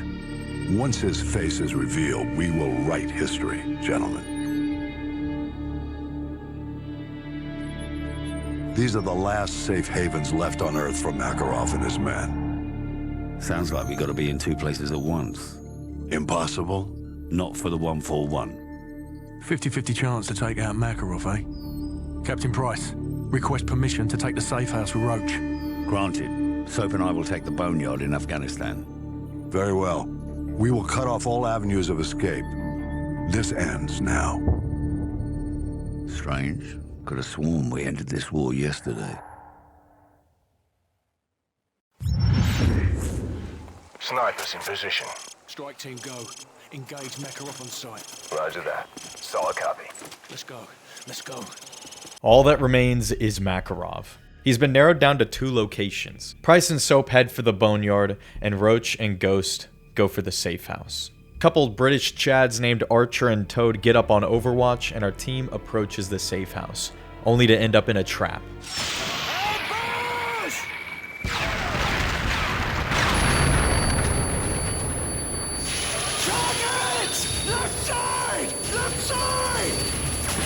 Miraculously, the team survives and prepares to enter the safe house. A few breaches later, and the house is ours. The estate offers a handful of armories with a variety of toys to play with. Rifles, shotguns, thermal sights, claymores, and all sorts of other utilities for the team of Ghost, Ozone, Scarecrow, and Roach to set up shop and turn the safe house into the Alamo. Task Force, this is Price. More of Makarov's men just arrived at the boneyard. So cover me. I'm gonna slot that guy over there and use his radio to tap into their comms. Ghost, we're going silent for a few minutes. Good luck up there in Russia. Price out. Shepard instructs the team to hook a DSM to the computer to download intel on Makarov's dealings so that they may better track him down. The team holds the line as Makarov's men surround the house from all sides. All the while, the 2 men on Overwatch are surprisingly helpful, picking off random Russians with snipers and knocking out vehicles with javelins. Lucen switches up the Call of Duty formula. After seizing the safe house, the level is turned into a defend the castle scenario, rather than a point A to point B sprint to the finish. After the files are downloaded, we make our escape. This ending sequence is actually really difficult. I don't know why, it's kind of awkward. You're forced to make a fighting retreat with minimal cover. It's pretty tough, but the best way to survive is to sort of awkwardly keep pace with Ghost, and only kill a few direct threats to keep your speed up. Ozone and Scarecrow are down. And against all odds, Ghost and Roach safely reach the evac point. I've got you, Roach. Hang on. Thunder 2-1. I've got red smoke at the tree line. Stand by to engage on my mark. Roger that. I have a visual on the red smoke. Standing by. Roger that. Clear hot. Goes good.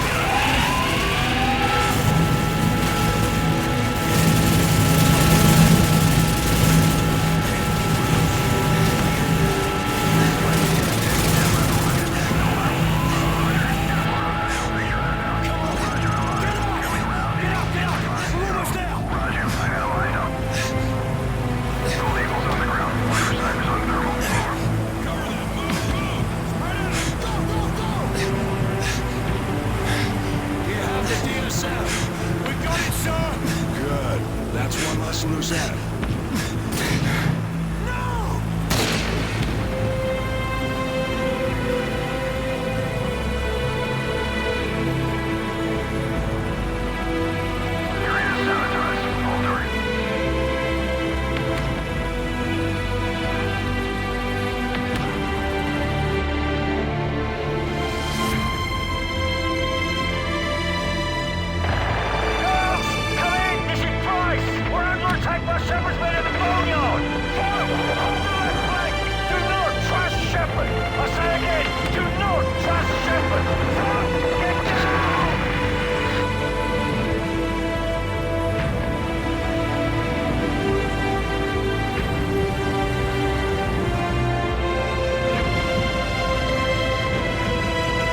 The saddest anime betrayal of all time. All us 9-year-olds cried when Shepard betrayed Task Force 141. Good. That's one less loose end. What? Ghost! Don't do it, Shepard.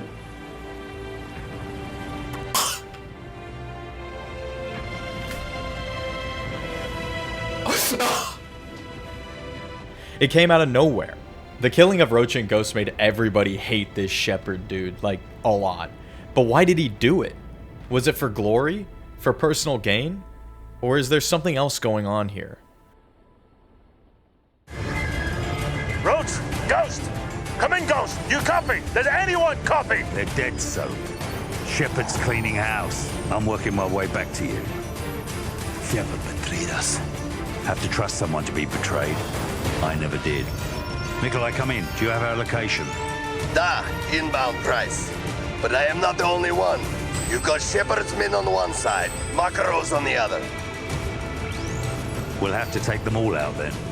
Or let them take each other out. Either way, I'll see you on the other side, my friend.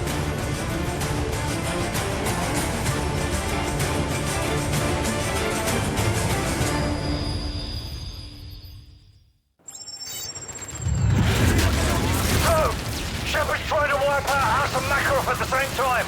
Head for running point Bravo to the west. Trust no one. The game ends where it began, Afghanistan. For the first time since Call of Duty 4, we're playing as Soap. And you know what that means. Soap has been reverted to a voiceless protagonist once again. He only has like one line left in one of the cutscenes too, it's funny. Much like the last level, this mission is unique in that it switches up the Call of Duty formula. Shepard's private army and Makarov's men fight each other, with Soap and Price caught in the crossfire. It kinda reminds me of when the Flood gets released in Halo. The Covenant and Flood duke it out while the Master Chief navigates through the carnage.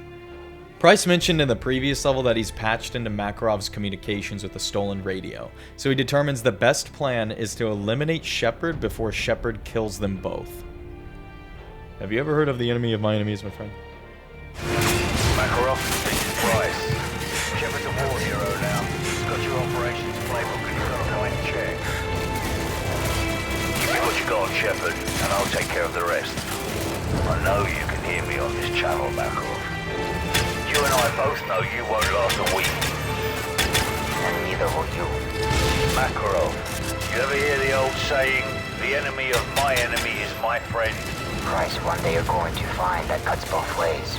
Shepard is using Site Hotel Bravo. You know where it is. I'll see you in hell.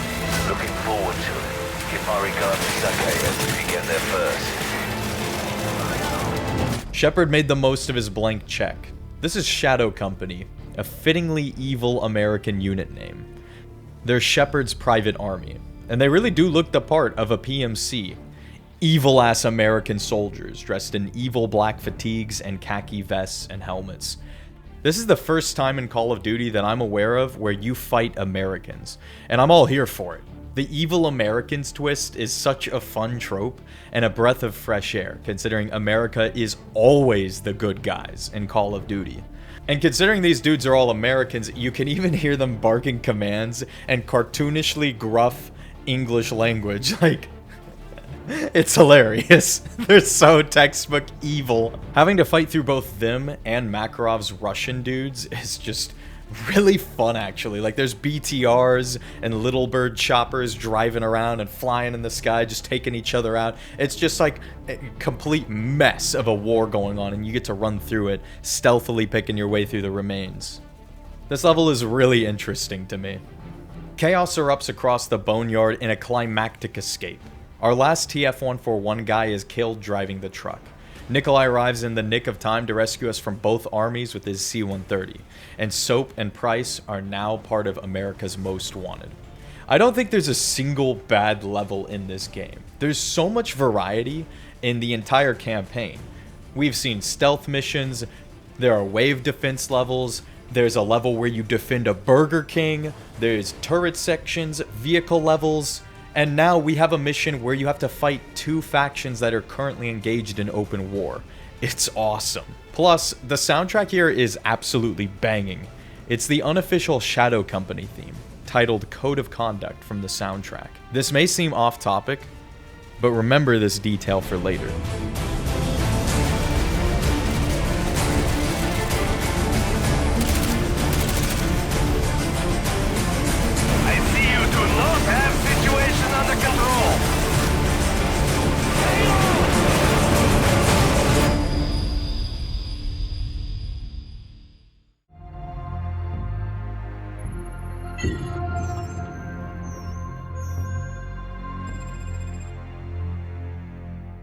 We got one good UMP. They've got 1,000. We don't even know if Makarov's intel's any good.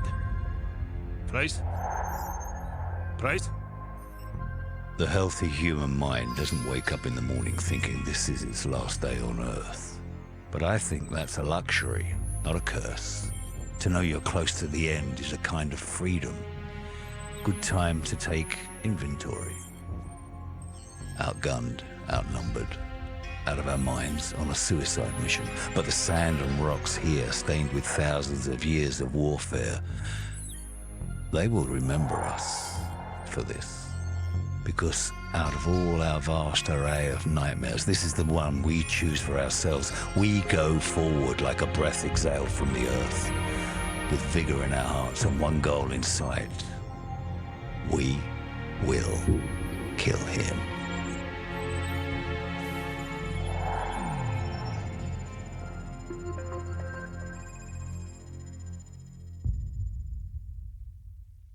I'll wait for you at the exfil point.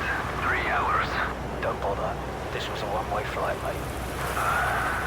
Then good luck, my friend. Slava Oga.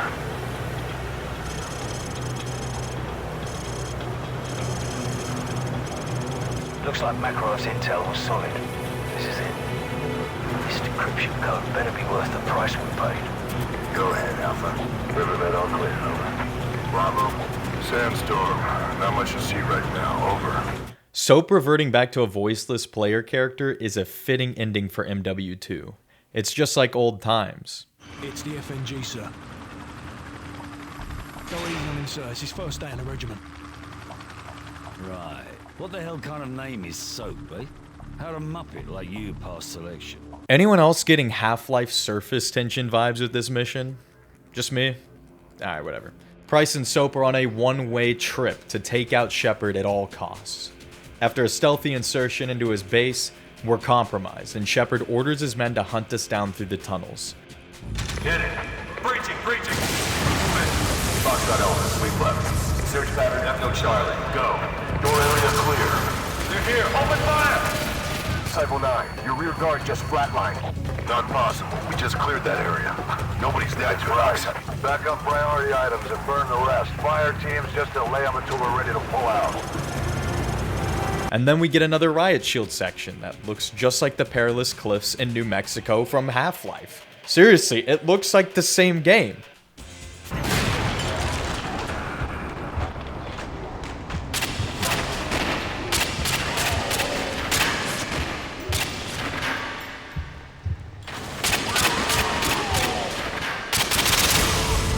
All units be advised, this is Gold Eagle.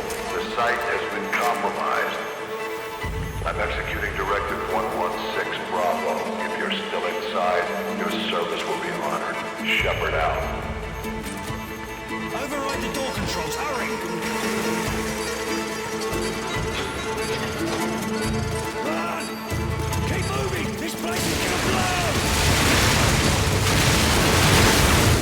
Soap and Price are closing in on Shepard, cleaving through Shadow Company as if they were just merely a suggestion. So Shepard decides to bomb his own base. We already know by now Makarov's a madman, and it's now apparent that Shepard's not far behind him. He's so sick in the head that he butchered his own soldiers with artillery to stop the Brits at all costs. Yeah, this man's kind of a psychopath. Mention Zodiacs. There must be river access nearby. Let's go.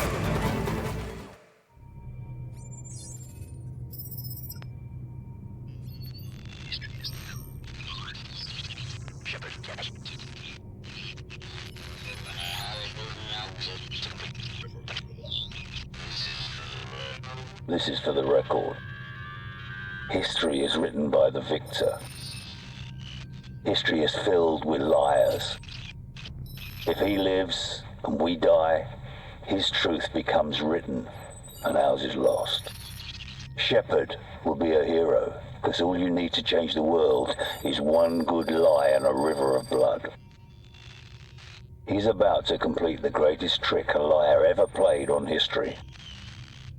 His truth will be the truth, but only if he lives and we die. This is for the record. This quote is seen throughout the menus of Modern Warfare 2. It appears to be a running theme in this game. Modern Warfare 2's insane plot follows the central theme of deception and warfare.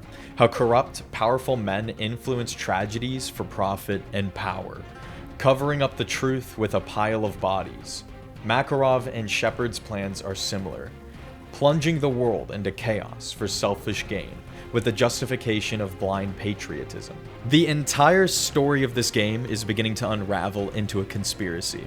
If Shepard lives and Price and Soap fail their mission, then Shepard's lie becomes the accepted narrative.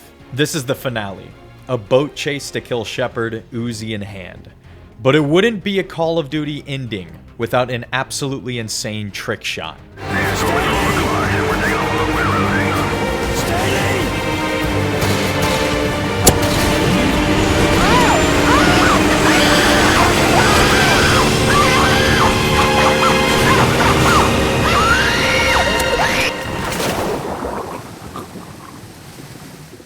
Okay, at this point, Price's insane aim is one of the more believable story beats in this plot.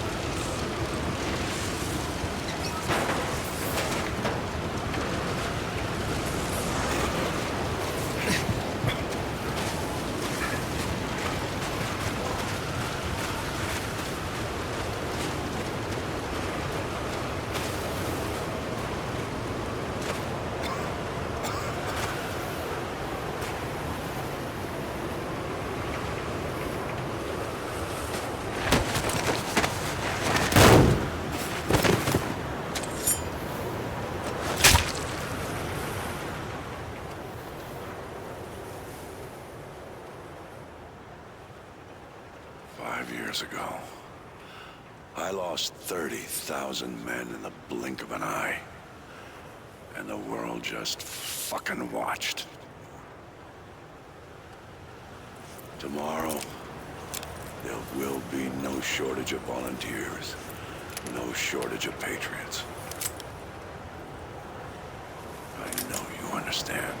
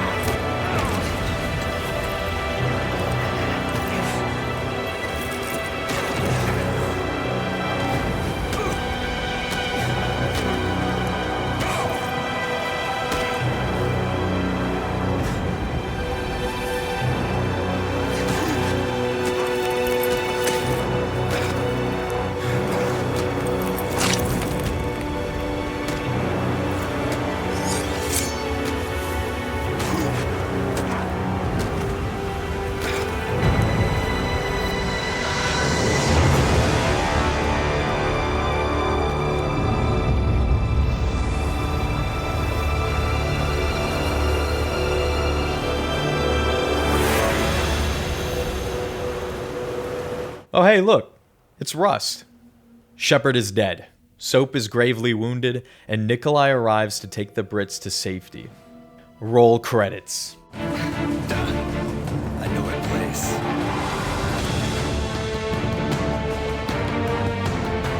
But what about the twist? Why did Shepard betray Task Force 141 anyway? Flashback to the Middle East campaign in Call of Duty 4. The ultra-nationalist Russians detonated a nuke that killed 30,000 American Marines in an instant. It turns out, General Shepard was the commander of the American forces destroyed in that disastrous operation. The Russians handed him a humiliating defeat with an actual dirty trick by employing the use of a nuclear bomb. This personal defeat and great loss of life corrupted him. With his newfound hunger for revenge, Shepard formulated a plan. Shepard recognized the talent of Joseph Allen from the battle in Afghanistan, and handpicked him to infiltrate Makarov's inner circle. Makarov's team attacked Zakhaev International Airport, where it is assumed that Shepard is the one who blew Allen's cover. This is because, with Makarov killing Allen and leaving an American body at the scene, Russia was given a reason to invade the United States. Shepard's plan worked. A Russian invasion rallied America under Shepard's command. He was legitimized as a bold American leader that guided the country through an invasion on the homeland. This was his plan, to give America a reason to finally destroy Russia. His revenge for the loss in the invasion of the Persian Gulf had been assured. But there was a problem. Loose ends. If news came out about his conspiracy to cause a war with Russia, it could doom his plan. When Roach and Ghost downloaded Makarov's data to the DSM, they had incriminating evidence of Makarov's dealings with the general in their hands. Shepard couldn't have known if they'd witnessed incriminating evidence from Makarov's computer or not, so they absolutely had to be eliminated. It was the safest bet, and Makarov already couldn't trust Price, who was actively stealing control of TF-141 from Shepard. With Task Force 141's loyalty in Price's hands, the entire unit could no longer be trusted. Getting rid of Task Force 141 made the most sense. Of course, Shadow Company's ambush on Price and Soap failed, dooming his plans. But there was another loose end. Remember the HVI named Icepick? Shepard personally instructs our squad to rescue an HVI locked in a panic room at 4677 Brookmere Road. His challenge phrase is Icepick, so when a friendly says Icepick outside the door, he should reply by saying Phoenix before opening the door to be rescued. Instead, we find the HVI dead next to a spent flashbang and an open briefcase. Outside the door is a dead ultranationalist. This is Victor, one of the Russian gunmen at the airport massacre from No Russian. What happened here?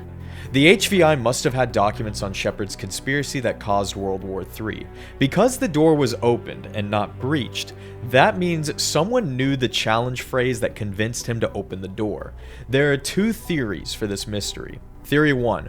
Shepard told Victor the challenge phrase to get the HVI to open the door, a fight ensued killing the HVI and the Russian soldier, and someone stole incriminating intel from the briefcase to keep Shepard's secrets safe. The other theory implicates Shadow Company and Shepard directly. This theory proposes that Shadow Company was working with Victor before killing the HVI and Victor himself. Shepard's men then stole the information from the briefcase, leaving only what Shepard wanted you to find. To this day, the developers have not revealed the true story behind 4677 Brookmere Road and left it up to fan speculation. But the Shadow Company conspiracy gets even wilder. A Reddit post lays out a detailed theory that shows how Shadow Company is absolutely responsible. This post sends it into tinfoil hat territory. It points out that the Shadow Company theme song plays in the briefing cutscene at the start of the mission.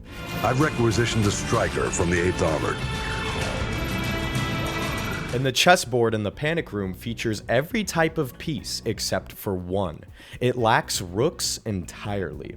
And what is Shadow Company's logo? That's right, a rook. Checkmate.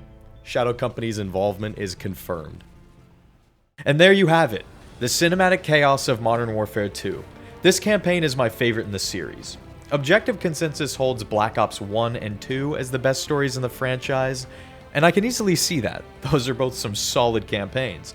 But Modern Warfare 2's surreal invasion of America, followed by the insane plot twist and solid cast of characters, takes the cake for me. But the story will always be remembered most for a single mission that was so incendiary, it got politicians arguing if the whole game was safe for consumption. After completing the campaign, the credits roll alongside a museum showing off each of the events throughout the campaign. And then they dump you into the museum as a bonus after credits mission. A bonus level did not have to be here at all. This level reminds me of the heart and soul developers put into games before the 2020s. Back then, games just used to have all sorts of fun bonus content and secret levels.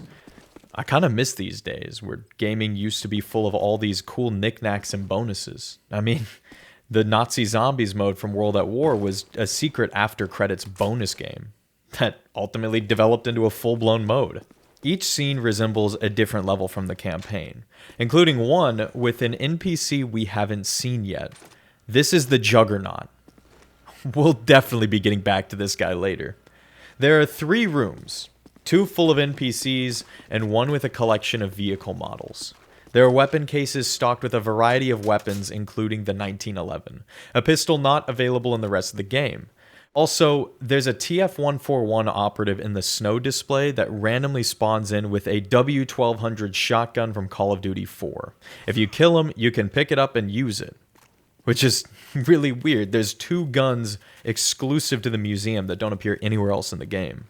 Each of the information desks in the 2 rooms full of NPCs have red bells that, when you hit them, every one of the NPCs in the room springs to life and attacks you like a Night at the Museum scenario. This even includes old allies like Price and Soap and Ghost. Museum is a relic of a bygone era. A sweet bonus level that gives players even more to do with their $60 purchase, which is a far cry from modern releases that rarely even ship as a fully complete product anymore.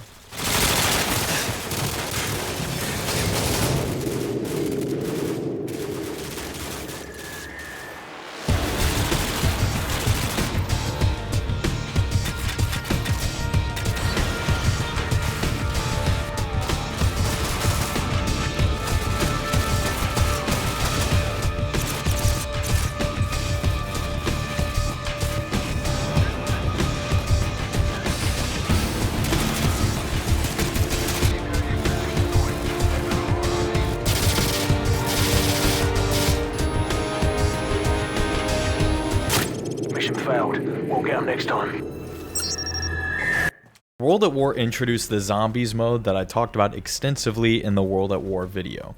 Modern Warfare 2 also shipped with a 3rd mode. This one is more grounded and realistic than the undead mystery box arcade mode. Perfectly fitting for the grounded tone of the campaign. Special Ops. 23 mini levels built for solo and co-op play. 3 difficulties. 69 stars to unlock. Nice. These missions were set in the arenas of the campaign, including a few ripped and retooled from the first Modern Warfare, and even an all-original map atop a suspension bridge. Special Ops is awesome. It became the family split-screen mode of the game. Team up with your sibling or friend and take on levels of increasing difficulty. From Alpha to Echo, each of the 5 sections of levels ramps up in difficulty. There's a whole grab bag here. Wave survival, arcade modes. Spec Ops is yet another relic of a bygone era. Although it can be played online, it is pure offline couch co-op and single-player fun. And I suffered through every single mission on veteran difficulty. And you can watch me crash out in my full playthrough and commentary on Special Ops in its entirety by becoming a channel member or subscribing to my Patreon. The thing about Spec Ops is it's easier if you play on co-op, because you get to revive each other when you're killed. And on solo, death means you go all the way back to the start of the level. And some of these missions are very long, so get ready to do them all over again and again and again. We start off with a time trial version of the Pit, followed by survival missions with Sniper Fi and Homeland Security. Both are solid missions, with the former prioritizing the use of a Predator missile and 50 caliber sniper, and the latter giving the enemies Predator missiles, forcing you to hunker down in the structures of an American shopping center from Wolverines. Homeland Security rocks. It is my childhood favorite operation. My dad and we played this one all the time. The final waves of Homeland Security throw tanks and helicopters at you, as well as an asinine amount of highly skilled Russians to fight off using your thermal sights, claymores, and rocket launchers. And then as the final wave hits, you get that epic guitar track from the end of Their Own Accord from the campaign, which just ups the intensity and makes this single Spec Ops mission feel like a full-blown challenge. There's fun arcade modes as well, like snowmobile races and infinite ammo car destruction. That second mission, Wreckage, is one of 2 levels set on a fictional suspension bridge that I am fairly certain may have been a cut level from the campaign. It features scripted sequences and totally original map geometry. It's also got a fun Easter egg. If you look off in the distance, you can see the ship from the first level of COD 4 in the distance. Pretty cool. Then there are the co-op exclusive levels. You can't play these solo. You need a second player to experience them. The first one, Overwatch, puts one player in an AC-130 and another on the ground to reach the evac point. This is a very wild concept. It's a very asymmetric teamwork exercise. But the hardest part of this mission is convincing your friend to not blow you up with the AC-130. Look at this one. Bro. Mission failed, fuck. The second co-op mission has one player running through the neighborhood from Wolverines to an extraction point, while the other player provides cover from an explosive minigun aboard a Black Hawk helicopter. This level's called the Big Brother, and personally, it's a rather fitting title because I have a very deep core memory of my older brother and I playing this one together. Like I said, the missions increasingly get more difficult as we go. For instance, in this level, Hidden, we return to Chernobyl, dodging radiation pockets, and stealthily picking off ghillie snipers in what is the most tedious mission of them all. While I appreciate seeing the fan-favorite Call of Duty 4 level return here in a co-op format, dude, this level's ridiculous. These ghillie snipers, they pop you instantly. You're gonna be just spending half the match healing your regenerating health while you try to spot these guys through the reeds. It's freaking nightmare material. Snatch and Grab ups the difficulty further by sending the player through the Boneyard to square off against Shadow Company, as well as a brand new threat, the Juggernaut. The Modern Warfare 2 Juggernaut lives on in infamy. These heavily armored tanks pursue the players relentlessly with machine guns ablazing. Juggernauts often end runs for players and send them all the way back to the beginning. Whenever they spot the player and begin their attack, an intimidating drum blast is played.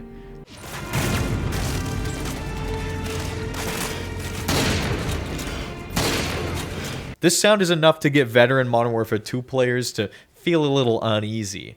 And anytime I hear this sound when I don't even see one of them coming, bro, that's instant anxiety. They just jump scare you. They pop up out of nowhere and just destroy you. It's ridiculous. Alright, I think we're good. Nope. Nope, not good. Where is he? Where is he? Where is he? Shit, he is behind us. Shit. Where do I go? I gotta get over here. No. He spawns behind, bro. Is that the Jug? Shit, that is him.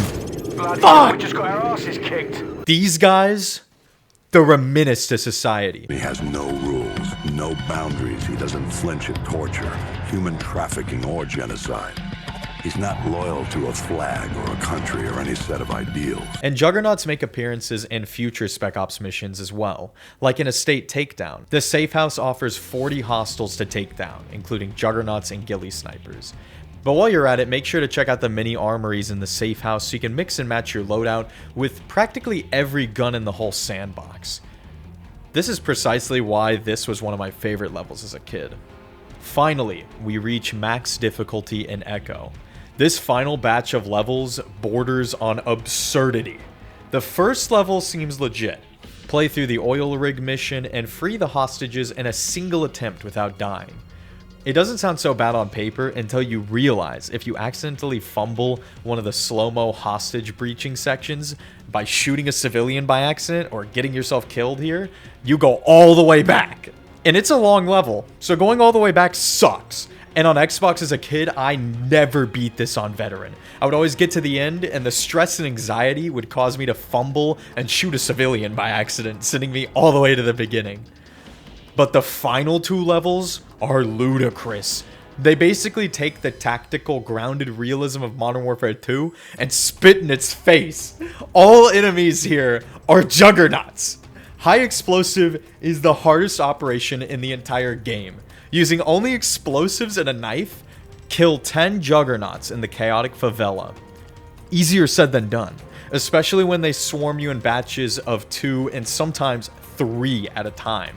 I died so many times. I never beat this as a kid, but now that I'm an unk, I managed to actually beat it by the skin of my teeth.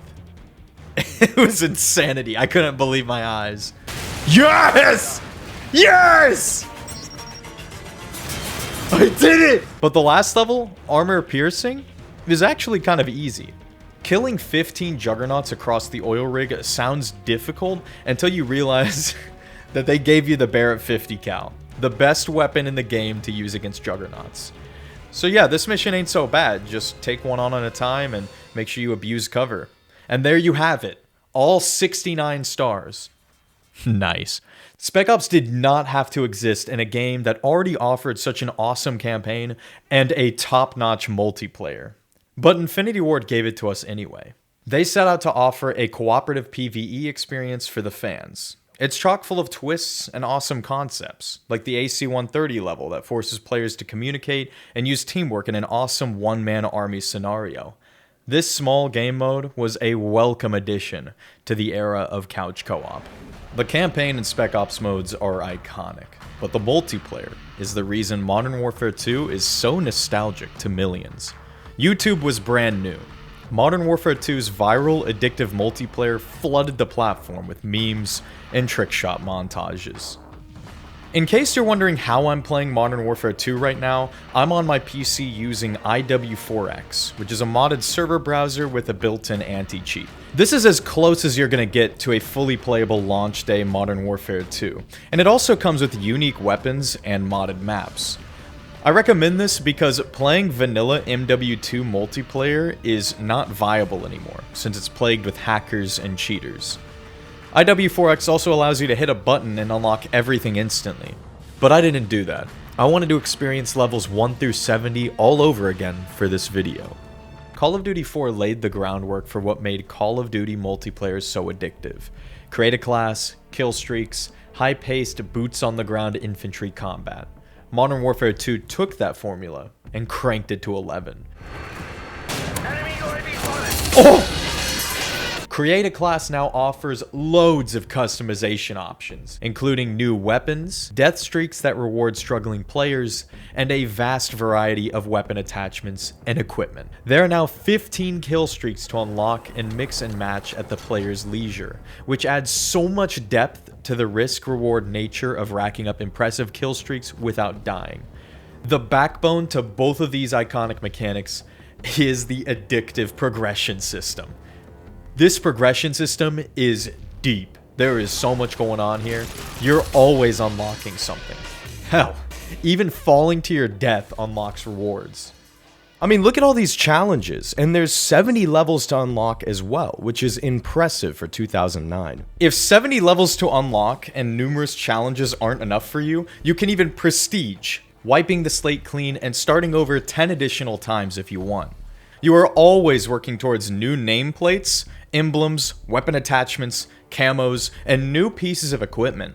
Unlockable camo skins for your primary weapons returns. Each gun comes with 2 camos already unlocked, Arctic and Desert.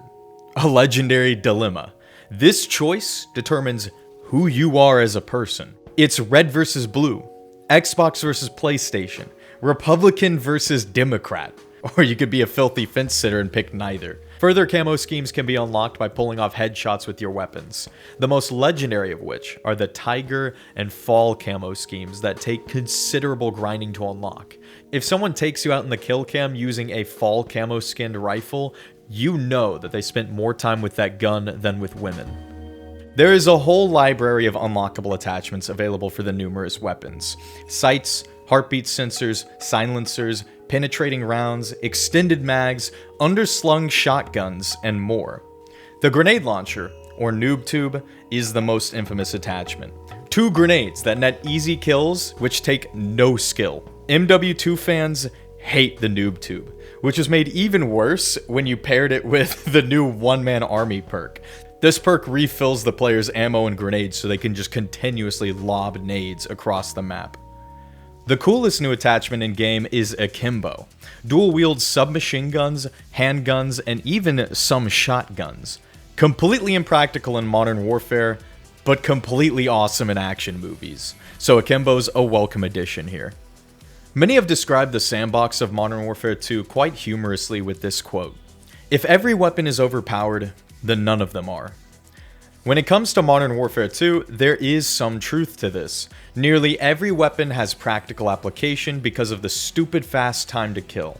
But there are some holes in this argument, primarily with the light machine guns.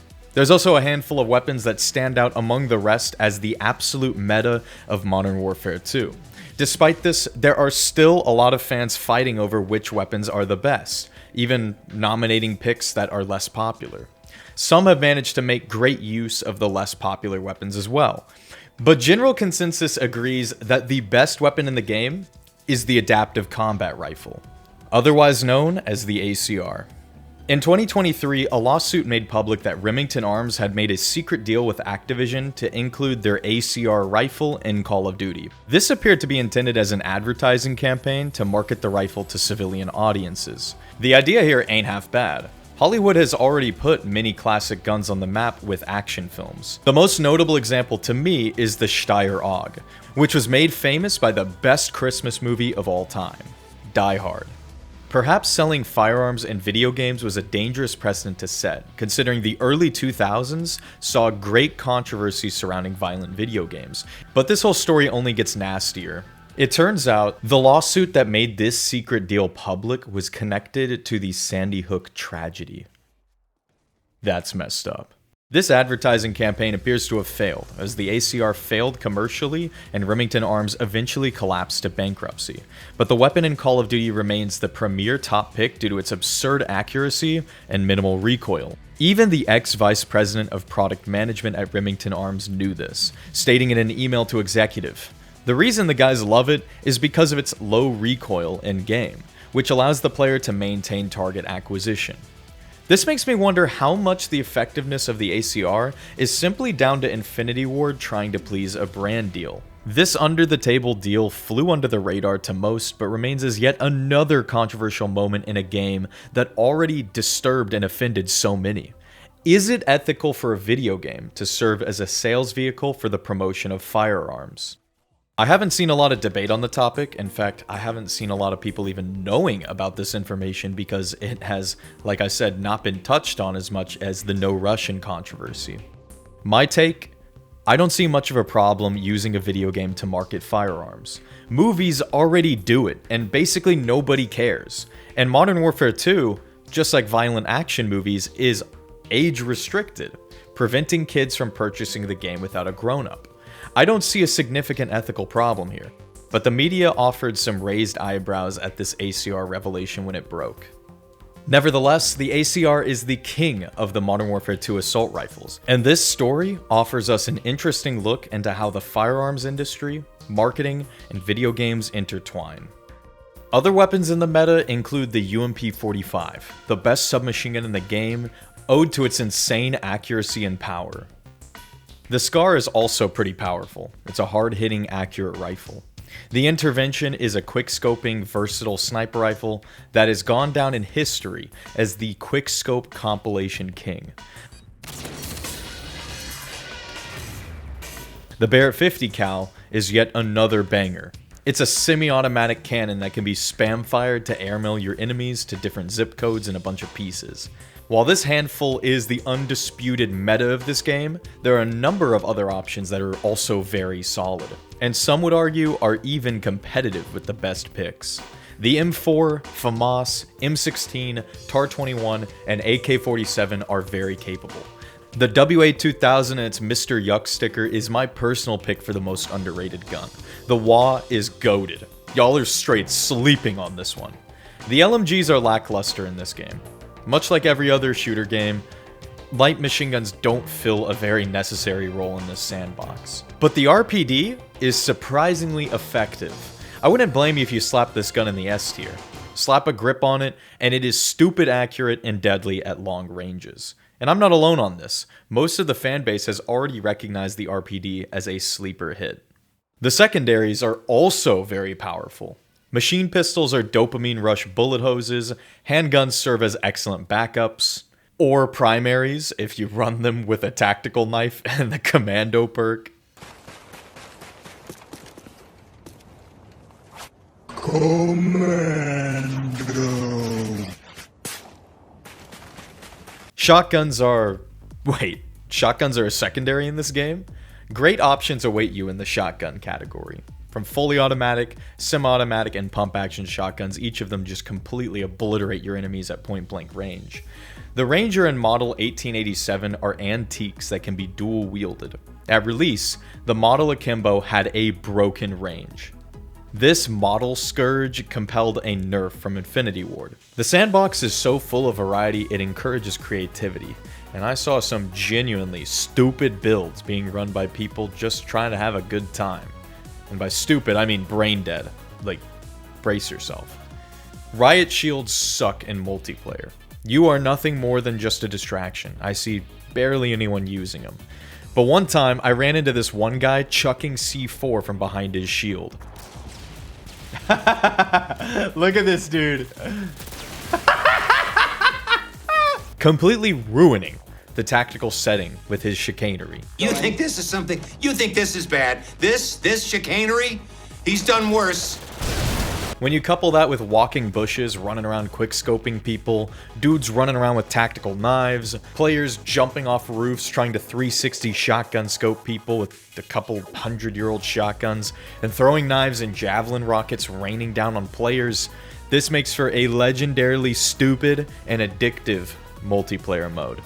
Modern Warfare 2 is awesome because they just pulled out the stops and made a fun game for fun's sake. No matter the objective or game mode, kill streaks are what make or break a match. There's a whole variety of options to pick from that mix up the gameplay. Steerable Predator missiles, care packages that offer random kill streak rewards, and even airstrikes. The trend with these kill streaks is the better the reward, the more kills in a row it takes to achieve. With 8 kills, you can call in my childhood favorite kill streak. Emergency airdrops drop 4 care packages at once, turning the match into a party with a scuffle battling over the care packages. See, the care package was introduced in Modern Warfare 2, and it's been a staple in Call of Duty since. They're a gambler's paradise. But be careful, if you're killed before you claim your crate, anyone, and even enemies, can grab them for themselves. Also, make sure to watch where you're standing when you call one in.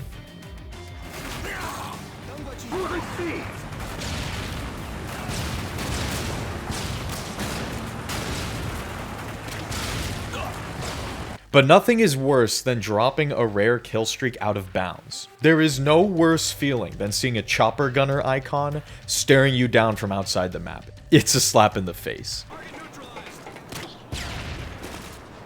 Oh no, bro. Poor dude didn't get his chopper gunner. This is so sad. The most legendary kill streaks include the AC-130 and the chopper gunner. Yeah, bitch. Chopper gunner. 11 kills grants you the controls of either of these powerful war machines, which turns a multiplayer match into an asymmetrical battle. It's like one player basically gets to be God for the next few minutes as they're just squishing ants around the map. It's insane. The most iconic kill streak of all time is the nuke. 25 kills in a row allows you to destroy the entire lobby and instantly win the match. The nuke spawned an all-new format of viral video, the nuke speedrun. This had players racing each other to see who could get a nuke the fastest across the variety of maps in this game. The arenas are set in the world of the campaign. This is a nearly perfect map roster. It's so good that the entire library of maps was reused by the lazy modern Call of Duty developers to fill out the maps in Modern Warfare 3 too. They straight up just ripped the maps. It's hilarious. And I can't blame them. This map roster is iconic. Terminal. Team deathmatch. Take no prisoners, comrades. I mean, Terminal, Afghan, Skid Row, Scrapyard. When you load up on any of these maps, you're in for a good time. Rust is the premier tiny map where internet beef was settled in 1v1 quickscope duels. There are also larger maps like Wasteland, which is set in Chernobyl, as well as Underpass. Underpass is not the most popular map in the game, but it might as well be remembered as one of the GOATs, as it gave birth to the greatest gaming hoax of all time. Flash grenade, stun grenade, whatever. Hey!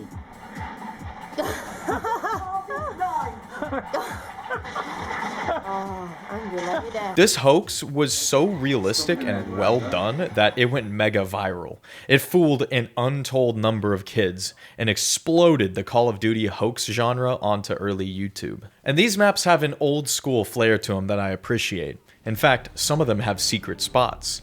Afghan has alleged that you can reach by glitching yourself onto the airplane. Then you just gotta run along the wing and do a little bit of parkour and you got a nice sniper spot, but you got no cover, so be careful. High Rise offers 2 secret spots.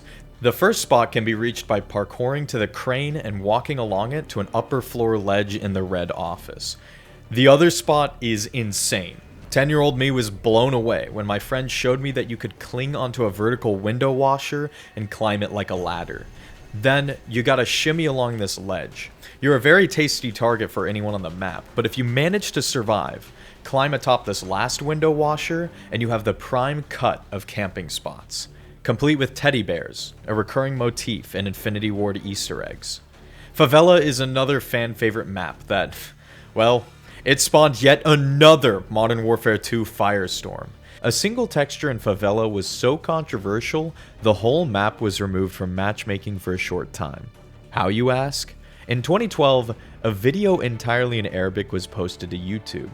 The user admitted they were frustrated at a pair of picture frames etched with Islamic writings present in one of the bathrooms on the map. The problem here? It is considered disrespectful in the Islamic faith to display Islamic messaging or quotes within a bathroom. This video caused an outrage that ultimately led to an apology from Activision, and Favela was pulled from the map rotation for a short time. The picture frame was patched out before the map returned to the game. This picture frame is a texture reused in Middle Eastern scenes from the Modern Warfare games. It's likely the texture's inclusion on Favela was an accident by the developers, considering the map is set in Brazil, a country with a very small Muslim population. I really don't think there was any intentional wrongdoing from the devs here, especially considering that Modern Warfare 1 and 2 explicitly attempted to disassociate the Middle Eastern enemies with any real-life political or religious groups. But now we can add religious controversy on top of the massive pile of other controversies Modern Warfare 2 has caused in the past 10 plus years. And it's amazing that we're still having things come out about this game that get people talking and more concerned about video games and their roles in daily lives. And that's something that I love about video games, is that they're more than just entertainment. They've transcended into a form of interactive art that can move cultures and change people's perceptions on things. Controversy aside, Favela is a hood classic. I don't think there's anyone that dislikes this map. It is a chaotic arena and one of my personal favorites. And this just doesn't include Favela. There isn't a single launch map that I actually dislike. All 16 of them are really solid. Sure, I have my own favorites, but I'm not complaining about being on any of them. The map design team behind this game was cracked. Later in 2010, 2 DLC packs were released with remakes and original maps, but these went on to be largely forgotten by the fans. Before any of these bonus maps dropped, Infinity Ward experienced a shakeup. In 2010, Jason West and Vince Zampella were fired by Activision on suspicion that they were working with EA behind the scenes. This led to a high-profile legal battle, and around 40 other developers left Infinity Ward out of protest. These folks later went on to found Respawn Entertainment and release the critically acclaimed Titanfall games. Meanwhile, Infinity Ward languished. Without this veteran team, future installments suffered. Modern Warfare 3 was underwhelming. Ghosts was a failure. Infinite Warfare was slammed online, and the remake trilogy is critically panned because it sucks, and genuinely, in retrospect, Modern Warfare 2019 was one of the worst things to ever happen to Call of Duty. This once legendary gaming studio was ruined by the loss of veteran talent, which is unfortunate. We will never see a Call of Duty game on the same caliber as Modern Warfare 2 again. And it's a bit disheartening to really realize that Call of Duty as a franchise, it ended with Black Ops 3. That was the golden era, and since then, the franchise will likely never see the heights of Modern Warfare 2 through Black Ops 2 again. Modern Warfare 2 is the most controversial FPS of all time. A terrorist level that shocked consumers and inspired headlines. Religious and ethical controversies that are still coming to light more than 15 years later. A AAA title with perfect multiplayer gameplay, as well as solo and co-op story modes that rivaled Hollywood. A shooter with an unmatched mythical aura that shaped the 2000s, early internet, and our childhoods. A once-in-a-lifetime ride that we will never experience again. And I genuinely feel pity for younger generations for missing out on. It was fun while it lasted. Thanks for watching.